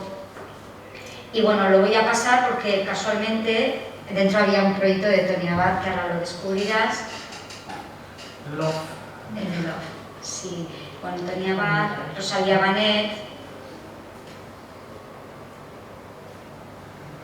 Y bueno, entonces desde esa transición, o sea que estamos hablando ya desde primeros de los 2000, yo diría que hay una serie de elementos que me parece importante tenerlos en cuenta para reflexionar, lo que voy a poner ahora, ¿no? Y desde el ámbito actual. En todo este tiempo, desde 1990, hicimos el libro de la historia de los colectivos independientes en España, que también es una base de datos para realmente conocer a las personas, los agentes y quienes estuvieron y qué es lo que pensaban en aquel momento. Aparte que se puede conocer las génesis de las asociaciones de artistas. Creo que no debemos olvidar publicaciones como En torno al vídeo, de los grandes teóricos españoles. Por cierto que es muy curioso porque al principio el vídeo era un territorio de hombres, de hecho eran todo tíos, y ellos eran mayoritariamente hombres, y luego se ha transformado, ¿no? En torno al vídeo, y me gustaría también realizar un pequeño recuerdo a Eugenie Bonnet, porque sin Eugenie Bonnet realmente la teoría del vídeo en España no sería lo mismo. Hay un recopilatorio de todos sus textos editado por el MAPA, pero es muy curioso y por eso reivindico este conocernos y el hablar y el generar este tipo de plataformas, porque Eugenie cuenta una anécdota que había una errata, yo no sé si con este sentido del humor muy Bonnet, o premeditada o no, pero se fue arrastrando de publicación en publicación y todavía la citan. Entonces, esa cita permanente que no se coteja y que se va como arrastrando también, ¿no? Era algo como que... ¿En torno al vídeo? Sí, claro. No, la segunda parte, sí que bueno, hubo una republicación mucho más tarde que fue gracias al Centro Cultural Montehermoso de Vitoria. Luego, por supuesto, está el libro de Laura Baigorri, está Monocanal, que creo que también es una buena base de datos, lo mismo que es la web de Hamaca, pero creo que es muy importante que no olvidemos el papel en aquel momento. Estoy hablando de eso, 80, 90 y luego 2000, porque gracias a la unión de las asociaciones de artistas nació Hamaca, las mediatecas, y el papel de la mediateca de Artelecu y el papel de la mediateca de la Caixa. Y ahora que se está grabando, diré la indignación que tiene el sector, porque en un tiempo fue muy interesante apostar por este tipo de modernidades del videoarte. Hubo una gran inversión con artistas españoles y ahora mismo nadie sabe dónde está la mediateca de la Caixa, pero es que no sabe ni dónde está lo que se colgó en web, que hubo encargos súper importantes. Entonces también la falta de compromiso bueno, en este caso de una entidad privada. Y luego, bueno, está el trabajo que hice, que Caras B del videoarte español, lo pude hacer con Carlos Temori, que es otro colega y teórico con el que he trabajado a menudo, y Caras B del videoarte en España nos permitió también generar esa genealogía en paralelo a la que existía, porque es cierto que ha habido algunos recopilatorios como Desacuerdos, que casi nadie estaba de acuerdo con Desacuerdos, porque a veces como que cada uno hace como su historia, ¿no? Y intentamos abrir el espectro a aportaciones de diferentes teóricos y sobre todo de aquellos trabajos que no eran tan conocidos, porque volviendo un poco a lo que dice Eugenie Bonnet, y esto es súper importante, en la falta de profesionalidad de muchísimos comisarios, programaban de oídas, es decir, que se programaba de lo que habían visto programado por otro, de manera que, por ejemplo, de Muntadas hay un vídeo que es el que se ve en todos los sitios. Entonces, realmente hay vídeos que no se han visto tanto y que son tan importantes como los otros. Entonces, nuestra labor de investigación fue precisamente rescatar aquellos vídeos que no se habían visto tanto, incluso aquellos autores que se habían quedado en segunda fila cuando habían sido históricos a nivel del Estado español. También fue un proyecto que ha quedado el libro, pero luego la exposición fue también itinerante fuera de España. Esto a nivel de pinceladas que puedan servir, y luego voy a decir 4 cosas que me parecen importantes como colofón, pero sobre todo hablando de 2 cuestiones, que es esa transmisión que viene tanto por la responsabilidad que tenemos los historiadores como también por las instituciones y por lo que sucede con las personas, los productores, los artistas y los coleccionistas.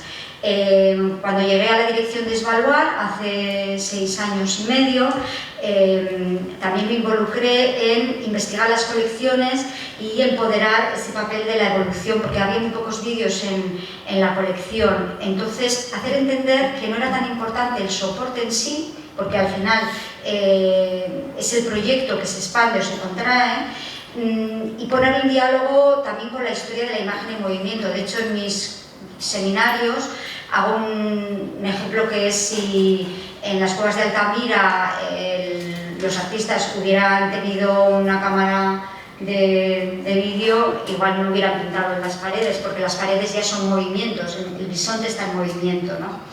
Entonces, la serie Reproductibilitat, que fue una serie de exposiciones que hice en Svalbard, investigaba la evolución de la imagen desde la protofotografía hasta la investigación en las nuevas tecnologías actuales, pero sobre todo también cuestionaba esto de los soportes y qué es lo que estaba pasando con la patrimonialización y la historiografía de los mismos. De ahí fue hacer un grupo de trabajo, que algunos que estuvisteis en él, porque intenté que fuera como lo más amplio posible, se lo encargué a Carlos Temori,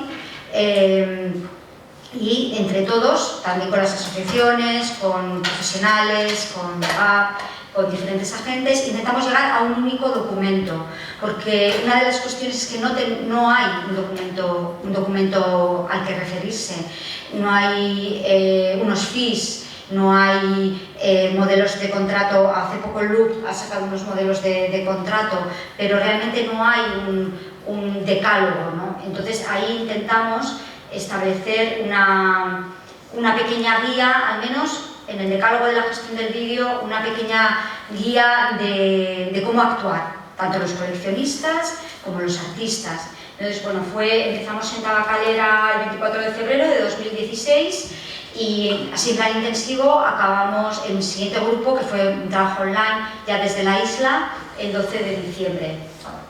Este es un poco el resumen, y había como unos puntos, y solo los voy a apuntalar, porque creo que luego igual podemos también hablarlo entre nosotros, porque seguramente incluso el público tiene muchas cuestiones, pero bueno, entre los puntos era primero la investigación, planteábamos que era muy necesario dotar de recursos para poder plantear el desarrollo de proyectos y de espacios. Luego hablábamos, otra parte importante era la producción, reivindicar el estatuto del artista aplicable al arte audiovisual, en la necesidad de estructurar un modelo económico de ayudas a la producción audiovisual, el tema de que la producción de una obra por cuenta ajena no implica necesariamente propiedad, y es una cuestión a definir antes de su realización en el contrato de encargo. Este es un tema como súper importante que afecta al artista, al coleccionista, al galerista y a la institución. Luego, lo voy a como... no sé, precisamente sobre eso hablábamos de qué es lo que pasa con la comercialización. Entonces sigue pasando lo mismo, es decir, que todas las problemáticas que nos planteábamos en los 90 siguen vigentes. Es decir, seguimos reclamando incentivos fiscales. La venta de alquiler o alquiler audiovisual se ha de consolidar y aplicar modelos de contrato en función de cada caso en particular. Vale. Es necesario elaborar y establecer contratos consensuados por todas las partes. Hay varios modelos. Los elementos que sean, por ejemplo, los elementos que se han de entregar en la venta por parte del artista o su intermediario deben de ser. Y esto no se ha hecho de una manera en general, no se ha hecho así. Y esta era, en nuestro decálogo, realmente vimos que era la única manera de hacerlo. Y es el archivo original de la misma, sin ningún tipo de compresión, una o dos copias de visionado, un contrato de compromiso firmado por las tres partes y certificado de autenticidad certificado por el artista. En la venta seriada se han de mencionar los ejemplares de la edición, las obras derivadas y la existencia de la prueba de autor, ya que en la parte audiovisual las copias que se venden han de tener la misma calidad que el original. Es necesario definir los límites de identidad entre una pieza y sus versiones. Se ha de contemplar el vídeo difundido por redes como no original y que no vulnera los derechos de los coleccionistas. Es necesaria la total transparencia de la información para el autor sobre el recorrido de su obra de arte audiovisual, dónde y cuándo, y cómo se proyecta y cuánto se paga por ello. Y a nivel de exhibición lo mismo, es decir, hay que establecer criterios claros. Los modelos de exhibición indexados, excepto la privada como testeo, son públicos, es decir, en festivales, muestras, mediatecas, educativas, instituciones, galerías, mediatecas, televisiones y redes comerciales y redes sociales. Es obligatorio remunerar la proyección o emisión de arte audiovisual al propietario de los derechos de comunicación pública. Es necesario contemplar por parte de las aseguradoras, no se hace, un seguro contra la copia y distribución no permitida por el autor. Nosotros, por ejemplo, cada vez que salía una obra de Svalbard, pedíamos un contrato firmado al receptor de las últimas exposiciones itinerantes que hemos hecho, y evidentemente con la crisis también ha sido el boom de las exposiciones de vídeo, porque era como lo más fácil de itinerar. Tú no puedes mandar, al final mandabas por WeTransfer, ¿no? Pero el receptor no tienes que tener una garantía de que ese vídeo que llega a un ordenador X no está pasando de copia en copia por otros ordenadores. Bueno, abrir el espectro de difusión a plataformas de contenido online, regulándolo. La difusión, por ejemplo, es siempre importante el tema del subtítulo. Y otras cuestiones que, así como simplemente eso lo apuntable, es el coleccionismo y patrimonio de vídeo, porque aunque sea una obviedad recalcarlo, tanto en costes como en usos, es distinta la venta de una copia para una mediateca que para una colección. De hecho, bueno, ya, por ejemplo, en el caso de Hamaca esto lo estipulaban bastante bien. Hay una cosa importante, que en el cine se registran las obras cinematográficas. Sin embargo, no hay un registro de obras de vídeo español. Sí, entonces... Sí, sí, sí. ¿Dónde? Si tú quieres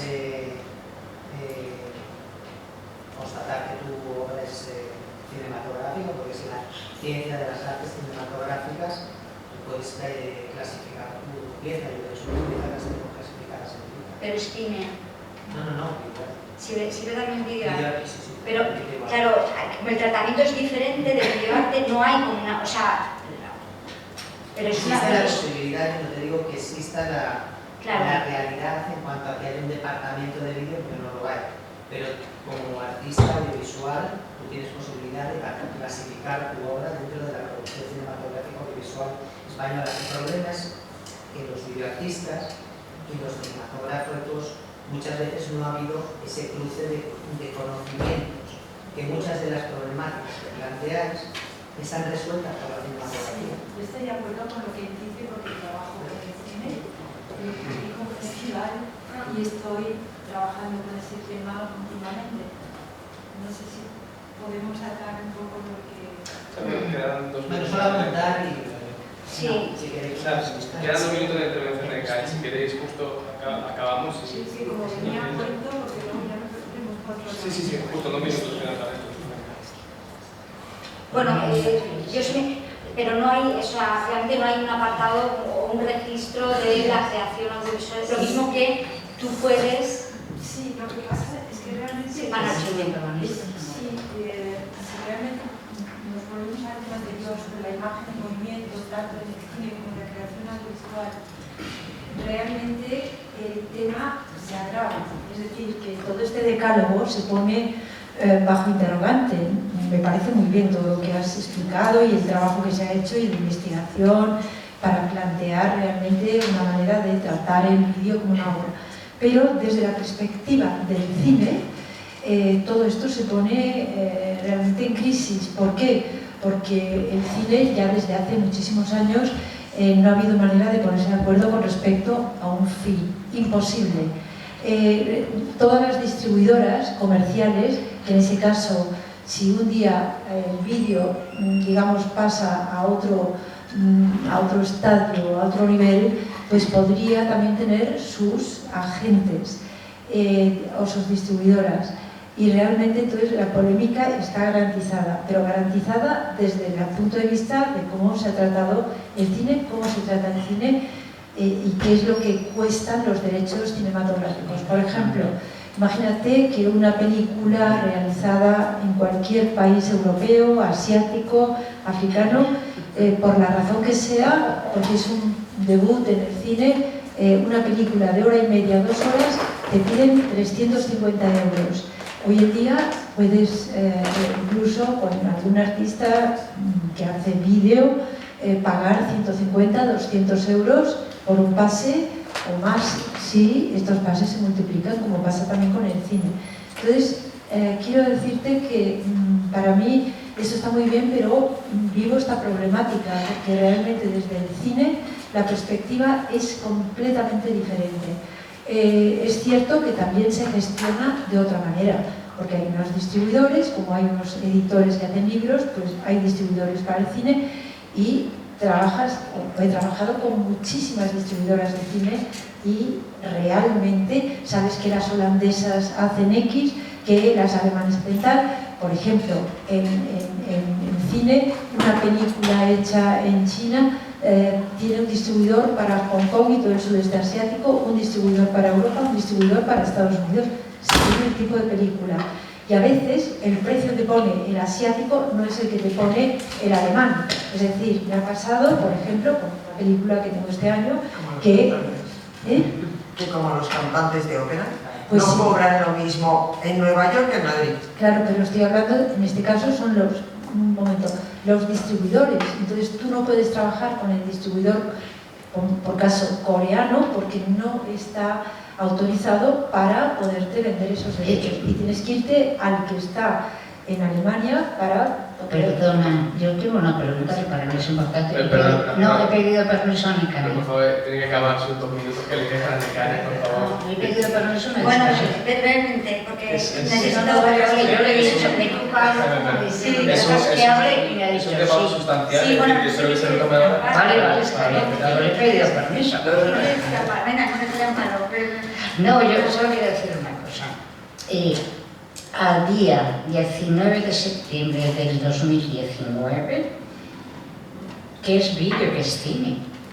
Solo quería preguntar Sí, eso. bueno, yo te lo digo claramente, o sea, en la industria, y además las personas que estamos No hablo de trabajando industria. también en la... Hablo de terminología Sí, una vez más. pero cuando tú entras en un circuito de industria cinematográfica, o sea, por ejemplo, tú puedes registrar un guión también un guión cinematográfico tiene sus pasos, pero también es que los modelos son diferentes. Hablo de discusión que sí, pero incluso de génesis y por parte del propio artista.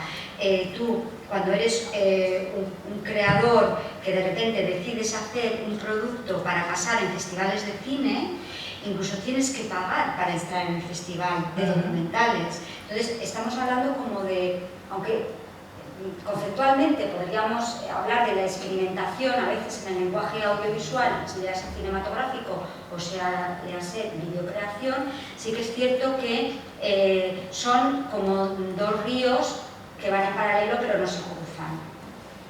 En algunos casos se está empezando. Hoy mismo con Paloma Polo estábamos hablando del último trabajo que ha hecho. Dice, es que... En muchos, cielo, en muchos se no, por cruzan. supuesto, estoy hablando de ejemplo, porque esta mañana hemos hablado también de la tecnología, hemos hablado de la imagen en movimiento, ante el vídeo, ante el cine, etc. Y ya hemos dicho que algunos críticos... ¿Le puedes dar la palabra? Los 3 minutos que le quedan, por favor, los 2 minutos. Por favor, ya empezamos, que es un tema muy sustancial, pero respeta la mecánica. No sé, es que la respeto tanto que sí, por eso. No, pero de verdad, por favor, retomarlo ahora porque es un tema muy sustancial, de verdad. Retomarlo ahora, con un minuto solo. Bueno, es un tema y es muy complicado. Evidentemente, aquí hemos intentado hacer el decálogo porque si no empezamos por algún lado, tampoco podríamos avanzar de ninguna manera. Entonces, había que, digamos, que acotarlo para realmente empezar a trabajar de alguna forma, ¿no? Si tenemos que clonar o ascribirnos a la industria cinematográfica, pues algo hay que hacer, evidentemente. Luego, bueno, cuestiones, ¿no? Lo del contrato de condiciones de preservación y mantenimiento y conservación.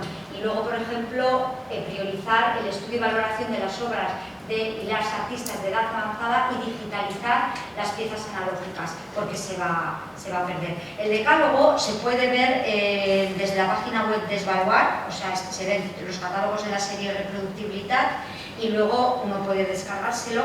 Era como un documento previo para empezar a trabajar, que estuvimos también como discutiéndolo bastante, porque es muy complejo, evidentemente, pero tienes que aportar por alguna parte. Lo mismo que el contrato de compraventa de vídeo, por alguna parte hay que cortar. Y luego, bueno, había un apartado de formación.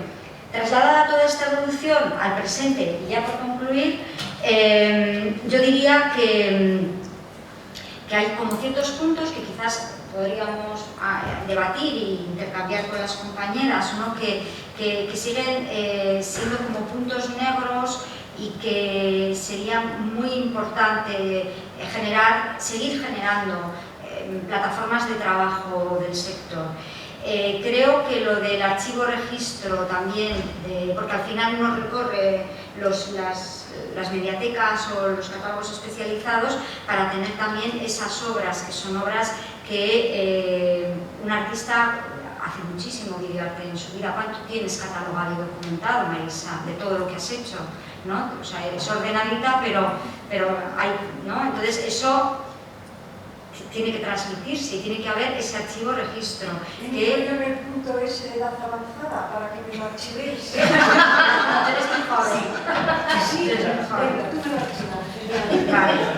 Luego el tema de los contratos. Creo que es muy importante, tenemos también a coleccionistas en la sala, y que los coleccionistas tengan la información adecuada respecto a los contratos de videoarte y las condiciones con las que se compra un trabajo de vídeo, que también en muchos casos artistas exigen unas condiciones técnicas para exhibirse que a veces no se reflejan en los contratos. Bueno, es un tema que también hay que tener en cuenta. Creo que el tercer punto es el tema de los fees. Cuando se pide préstamo a un coleccionista, una institución, todo este tipo de cosas siguen sin estar claros. Y finalmente el tema de la preservación, que al final es una cuestión fundamental para poder realmente transmitir patrimonialmente el tema de las experimentaciones audiovisuales de los 70, 80 y 90. Ahora está todo en CLAP, pero debemos de pensar también qué es lo que va a pasar. Y sin más, yo creo que bueno, con estos puntos, como hay cuestiones de debate, deberemos... Sí, perfecto. Vamos a hacer, digamos, un turno a palabra solicitada, es decir, quien pide la palabra se le pasa, pero por también respetando un poco el turno y a la persona que está hablando. En este caso, Oliva me ha pedido la primera palabra, luego si quieres le paso a ti y si alguien más levanta una mano. Bueno, para mí hay, gracias Necare, porque has expuesto muy bien lo que es y los problemas que tienen las producciones. Pero creo que hay dos cosas que se han quedado, para mí, un poco complicadas. La producción que se hace de los vídeos, nunca nadie tiene la sensación de que al producir tiene la propiedad, nunca. Pero sí tiene el derecho a recuperar la producción cuando se vende o cuando el artista deja de se lleva la obra, porque la producción, no estoy hablando desde los museos, porque eso como en los últimos años ha cambiado. Antes los museos no pagaban las producciones, siempre las pagaban las galerías o el artista. O sea, no... Pero el problema es que tú no puedes dar por perdida las producciones porque sería imposible de producir. De hecho, en este momento las galerías no están produciendo, da igual. Vídeo, foto, instalación, y eso va en detrimento del artista. Creo que eso sí que tiene que quedar muy claro de que la producción tiene que ser reembolsable. De hecho, hay muchos museos que en vez de reembolsar esa producción de lo que hayan hecho vídeo, instalación, lo que piden es a cambio obra. Que yo no sé si está tan justo, me parece que tendría que tener, bueno, que en cada momento habría que pactar antes de dar la producción cómo se devuelve esa producción. Y otro tema que me parece que o yo no lo he escuchado o no se ha dicho aquí es cuando se vende una obra de vídeo, se dice que hay 3 ediciones más una exhibition copy. Y tú te encuentras que después de haber vendido las 3 obras, que hay 3 espacios públicos exponiendo la misma obra. Si hay una sola exhibition copy, y yo entiendo que los artistas lo hacen porque se cobran los fees, pero me parece que es injusto, porque entonces, ¿qué le has vendido al coleccionista? O sea, eso tendría que quedar más que regulado. Eso en el contrato. Sí, pero te quiero decir, yo tuve ese problema, no fue ese problema, afortunadamente, pero a mí una persona que estaba llevando la colección de Pino me dice, en la Bienal de Venecia, dice, Oliva, has hecho trampa. Yo he hecho trampa, ¿qué ha pasado? Se estaba exponiendo el funambulista en la Bienal de Venecia, pero lo que esta persona, que era la comisaria de la colección, no se había dado cuenta es que ponía colección La Caixa. ¿Quién lo prestó? Fue la colección La Caixa, porque además así también prestaba el proyector, y en aquellas épocas eso era caro, era con la dirección de Harald Schumann, pero también había llevado Love. Y entonces el cartel de Love estaba cerca de La Caixa, y dice, no puede ser, Oliva. Yo te he comprado para el Museo de Israel Love, y las otras 2 personas que te han comprado Love las conozco. Y aquí pone que es La Caixa. Digo, ay no, cariño. Mariana, muy divertida. Digo, ay no, cariño. No, es que tú no has mirado en el suelo en donde hay otra etiqueta. O sea, te quiero decir, no se puede generar la desconfianza. Y existe. Y existe porque no está regulado. Porque por mucho que tú pongas en la autenticidad firmada por el artista, en donde solo hay una exhibition copy, después te encuentras que están reproducidos en 3 sitios a la vez. 3 instituciones, y en ninguna le conceden la cortesía, que sería lo lógico, de alguno de los coleccionistas que las ha comprado. ¿Por qué? Porque si no hay esa cortesía, el artista recibe el fin. Sí.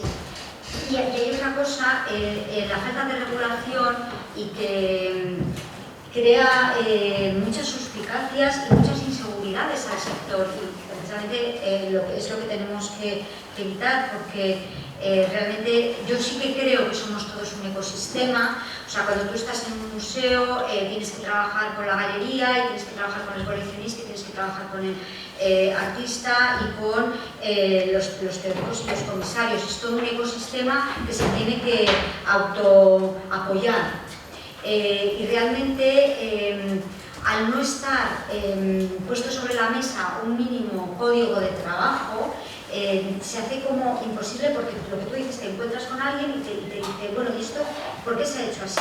Y voy a poner otro caso, que es, y volviendo un poco a la exhibición y los derechos de autor, tú cuando estás organizando una exposición y hablas con un artista y llegas a un acuerdo económico para unos derechos de exhibición y haces el contrato directamente con el artista, y dices, bueno, este es en VEGAP, esto es un trabajo en vídeo y tal, luego te encuentras que, lo que dije anteriormente, que después de haber cerrado un presupuesto, llega VEGAP, y aunque el artista ya no era VEGAP, siguen detrás tuyo. Y ese es, al final, se genera un sistema de desconfianzas y ya es muy difícil trabajar, porque generalmente se trabaja con poco presupuesto y en la precariedad, como para encima que estos dispositivos no estén engrasados. Pero eso es porque no han leído una palabra solo, que es fehacientemente. Y la gente, los artistas consideran que habiendo renunciado a ese derecho de VEGAP para esa obra, tienen derecho a renunciar. Y solamente lo pueden hacer fehacientemente, que es con notario. Un segundo, vamos a esto, sobre esto, el derecho de... Yo he renunciado a que no me contabilice, o sea, mi obra plástica sí, mi obra fotográfica sí, pero los vídeos no. ¿Pero lo has hecho fehacientemente? Se lo he hecho legal y lo está cumpliendo. Porque quieren. Porque tu obligación es hacerlo fehacientemente, que es bajo notario. Jesús. Perdona, bueno, simplemente quería decir, hay tantos temas y tan interesantes con todo lo que habéis dicho aquí ahora, que claro, es imposible volver para atrás y para adelante. Pero sí, hablando de producción, es decir, que cada uno de los temas mecánicos que has ido enunciando pues se prestan a una conversación, por eso tiene interés el decálogo, es decir, que es una manera de poder empezar a trabajar sobre el tema. Pero claro, sobre el tema producción remorzable, un coleccionista como Hans Nefkens, totalmente atípico, que no le interesa la posesión o la propiedad de la obra, sino que le interesa producir para después adquirir esa propiedad, porque finalmente se queda, pero él prefiere, por ejemplo, lo ha hecho con Pipiloti Riz, lo ha hecho con otros artistas internacionales, por ejemplo, hizo todo un proyecto en Tailandia que los pusimos nosotros, y ha hecho con otros artistas, luego ha dado el premio Narco, luego, ¿no? Pero ha sido una manera de inventarse esto, es decir, proveer al artista de recursos para que pueda empezar la obra, y a mí esto me parece bien. ¿Cómo se reembolsa esto? En principio ha sido ya, bueno, yo no estoy en ese tema, pero más o menos he visto que ha ayudado a algunos artistas a poder hacer proyectos que de otro modo no habrían podido hacer. Evidentemente hay que regularlo. Luego él a lo mejor se ha quedado con la propiedad, ha hecho, en fin, eso ya no me meto, pero es una alternativa, ¿no? Vuelvo a insistir en lo de antes sobre la relación entre vídeo y cine, como esta mañana, cuando hemos hablado de la imagen en movimiento como algo global, y entrando en ese tema todo se pone, como he dicho, en crisis. Sería una discusión ahora muy larga, tendríamos que ver muchos casos para poder entender hasta qué punto importa tener en cuenta qué pasa en el campo del cine y cómo se va a transformar la venta del vídeo y los derechos de los pases de vídeo, porque evidentemente se proyecta mucho vídeo y se vende mucho menos. Entonces hay que tener en cuenta que eso va a pasar cada vez más, porque bueno, la gente dice, bueno, yo me quedo con los vídeos en un cajón, bueno, es simbólico, porque luego no lo pueden poner, a menos que, porque para ponerlo en una pantalla o para ponerlo en su casa en una gran proyección, no tienen manera de hacerlo. Lo pueden hacer una tarde, una noche cuando invitan a unos amigos a ¿Todos los días? o todos los días, pero esto no lo hacen.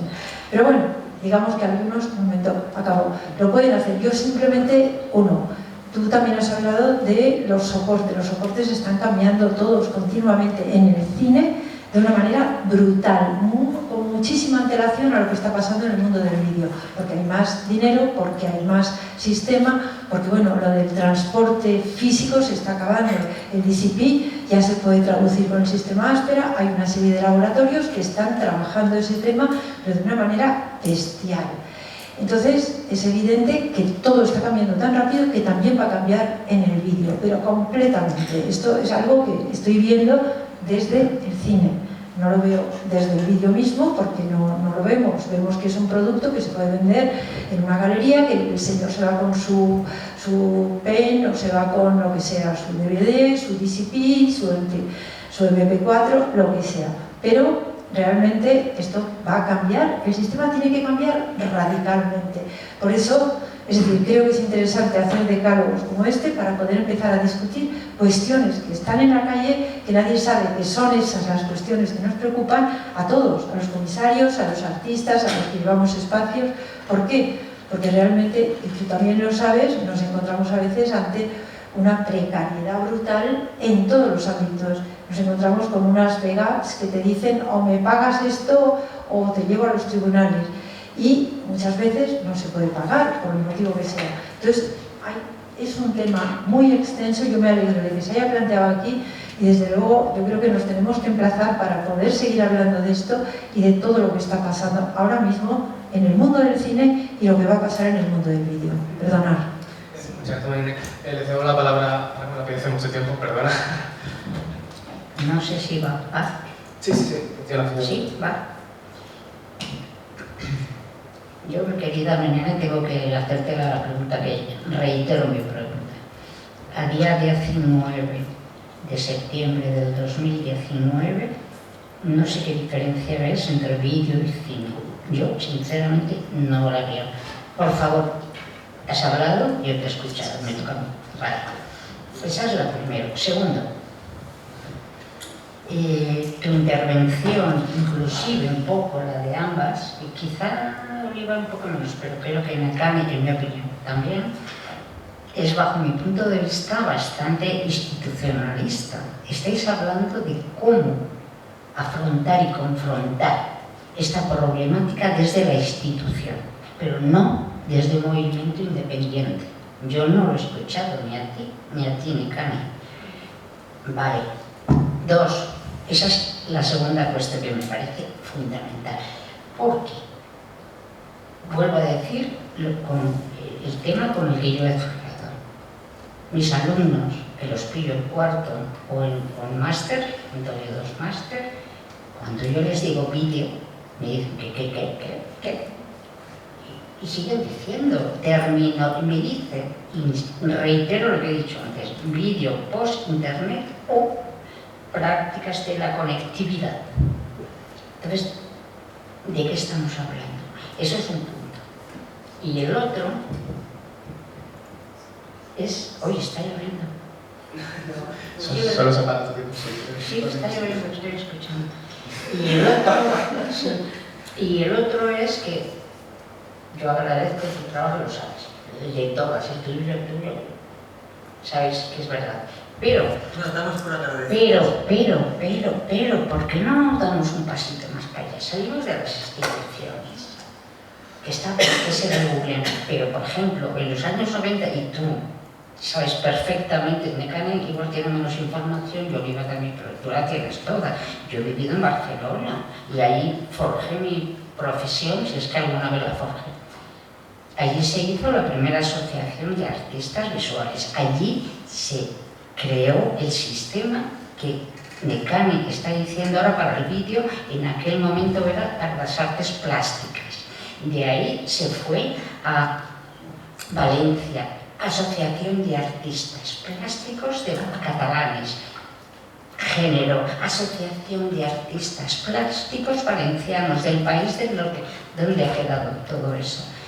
Unión de Artistas Plásticos, y muy al margen de lo que ocurrió con Florence Guntil, muy al margen, tú sabes que ahora no entra, y sabes, tienes toda la información y yo lo sé, yo también la tengo, ahora no entra, pero muy al margen, claro, uno dice, pero vamos a ver, a estas alturas, si hay un montón de experiencias fallidas, entonces, lo que yo quiero decir, de verdad que con todo mi cariño, es que no podemos caer en lo que se ha caído previamente, porque si queremos regular, que me parece estupendo ese trabajo, pero si queremos regular, ¿qué se debe hacer con las artes?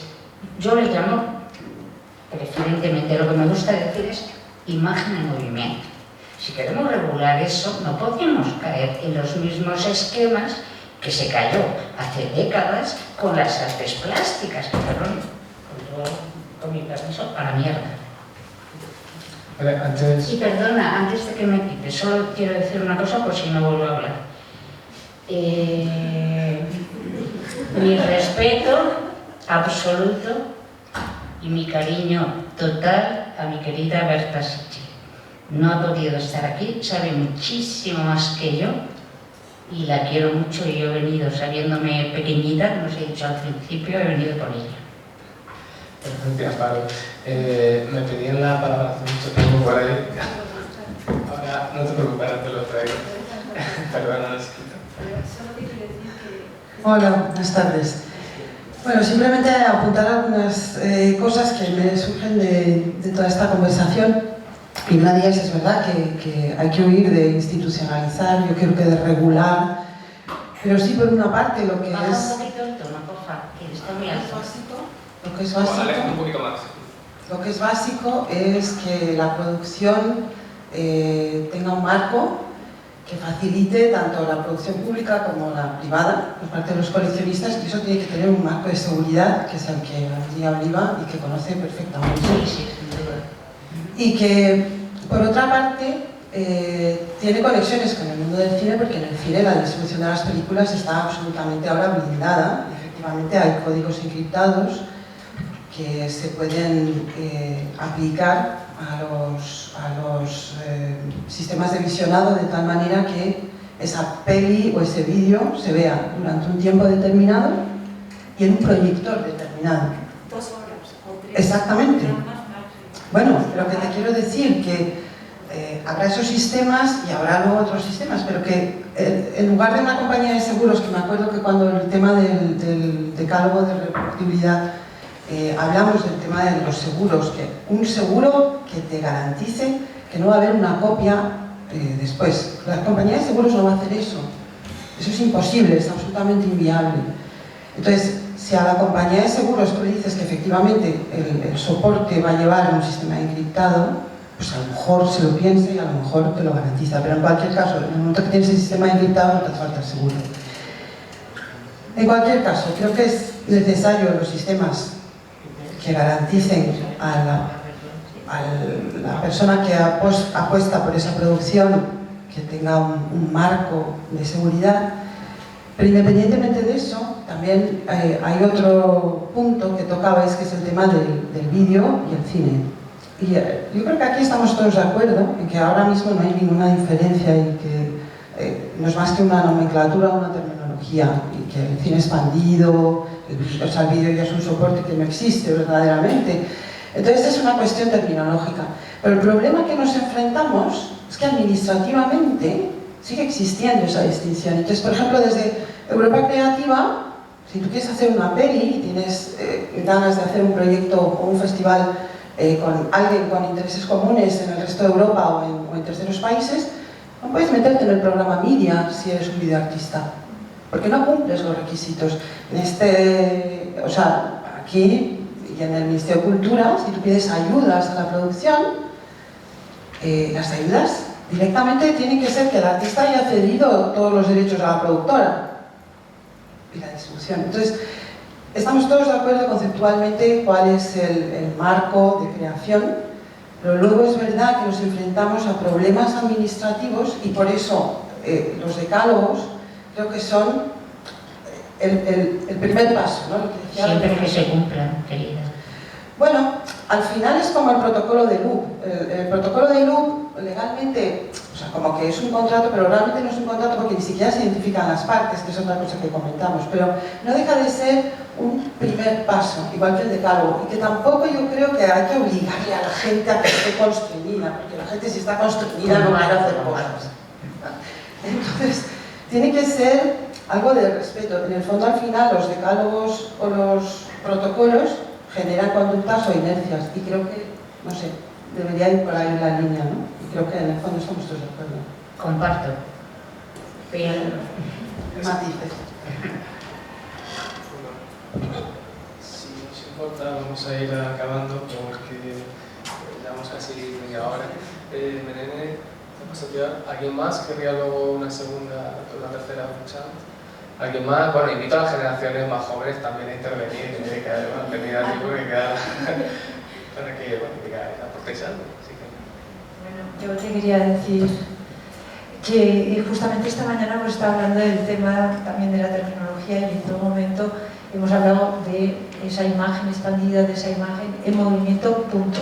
Que la terminología está perjudicando tanto al artista como al productor, como tal, siempre, como tú dices, por ejemplo, si vas a pedir o vas a pedir una convocatoria para que te den una ayuda para hacer un proyecto en el cual hay un vídeo, bueno, pero si realmente quieres acceder a mayores recursos tienes que entrar en digamos, en las convocatorias de ICAA, que es donde tú puedes empezar a pedir un dinero como el que ahora mismo está dando el BBVA para hacer proyectos que están muy bien, y si no, no los tiene. Yo sigo pensando que, claro, los decálogos dan miedo a todo el mundo porque sabemos dónde vivimos, en el país que vivimos, etc.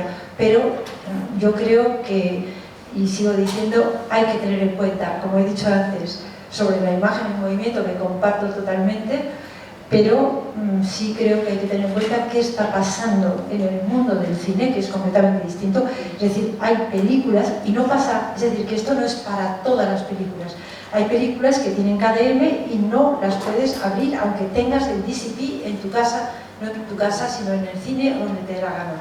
Seas o no seas una institución, da igual, puede ser un particular, un privado, un empresario, da exactamente lo mismo. Cuando yo pido y hago un festival, no digo si soy la institución o que soy, es decir, estoy negociando con los distribuidores y realmente hay negociaciones durísimas porque pueden lanzar unos precios que no se pueden pagar, por ejemplo, ¿no? Pero tú no vas a tener el KDM para ver la película hasta que no llegues a un acuerdo. Pero sí hay una posibilidad de negociar. Esa negociación yo creo que siempre debería existir en cualquier caso para dar una cierta flexibilidad, como también ahora por aquí se estaba diciendo, porque si no es imposible, ¿no? Entonces, bueno, yo simplemente lanzo esto porque vale, lanzo es me deja, que tiene la palabra, pero me deja. ¿No me dejas? Que quiere hablar ahí. Bueno, vamos a ver qué tal. Es que quería decirle un minuto solo. Yo era un poquito por derivar, pero quería agradeceros las voces porque me parece muy importante cosas que habéis sacado a colación. Con respecto a las memorias, que nosotros desde el Centro de Documentación e Investigación del Videoarte tratamos de rescatar todas esas memorias y acervo. De hecho, comunicaros que la distribuidora de la que hablaba Necane, de María Palier, la tenemos depositada en la mediateca del museo y se ha digitalizado toda. Más de 460 piezas. Me ha preocupado que de repente tenemos memorias sesgadas, porque no he escuchado, por ejemplo, relatos sobre Fuera de Formato, que fue una gran exposición que se hizo en los 80 y que trajo a colación pues, todo ese nuevo término de lenguajes y de disciplinas. Y creo que al final la conformación de la narrativa, con esta memoria sesgada de no tener un acervo al que poder investigar, al que poder acceder, y que nos permita crear una narrativa histórica real, que siempre a ver, todo archivo es equívoco y todo archivo es fallido, pero facilita que de alguna forma la memoria pase de generación en generación y que lamentablemente los que tenemos oportunidad de hablar con otras generaciones vamos recuperando acervo, pero si no hay la oportunidad, nos van personas como Paz Muro, que también ha trabajado en los 70, no están mencionados los encuentros de Pamplona del 72, no del 96, que ya me gustaría chismearlo, pero en el 72, por favor, ahí había muchísima información. Y en 15 minutos, ¿quién llega? No, pero como os habéis retrotraído, pues tampoco está mencionado Valdelomar, no está mencionado Domingo Sarrey, no están mencionados muchos que nos gustaría de repente, ¿no?, que pasen a esas memorias de cuando tenéis el privilegio, la oportunidad de estar en una mesa y darle voz. No hay tiempo. Mira, yo por ejemplo, el trabajo de Mical con su compañero, cuando recuperasteis al Valdelomar, es decir, maravilloso, pero no da tiempo. Vale, pero... No te cuelgues. No, sí me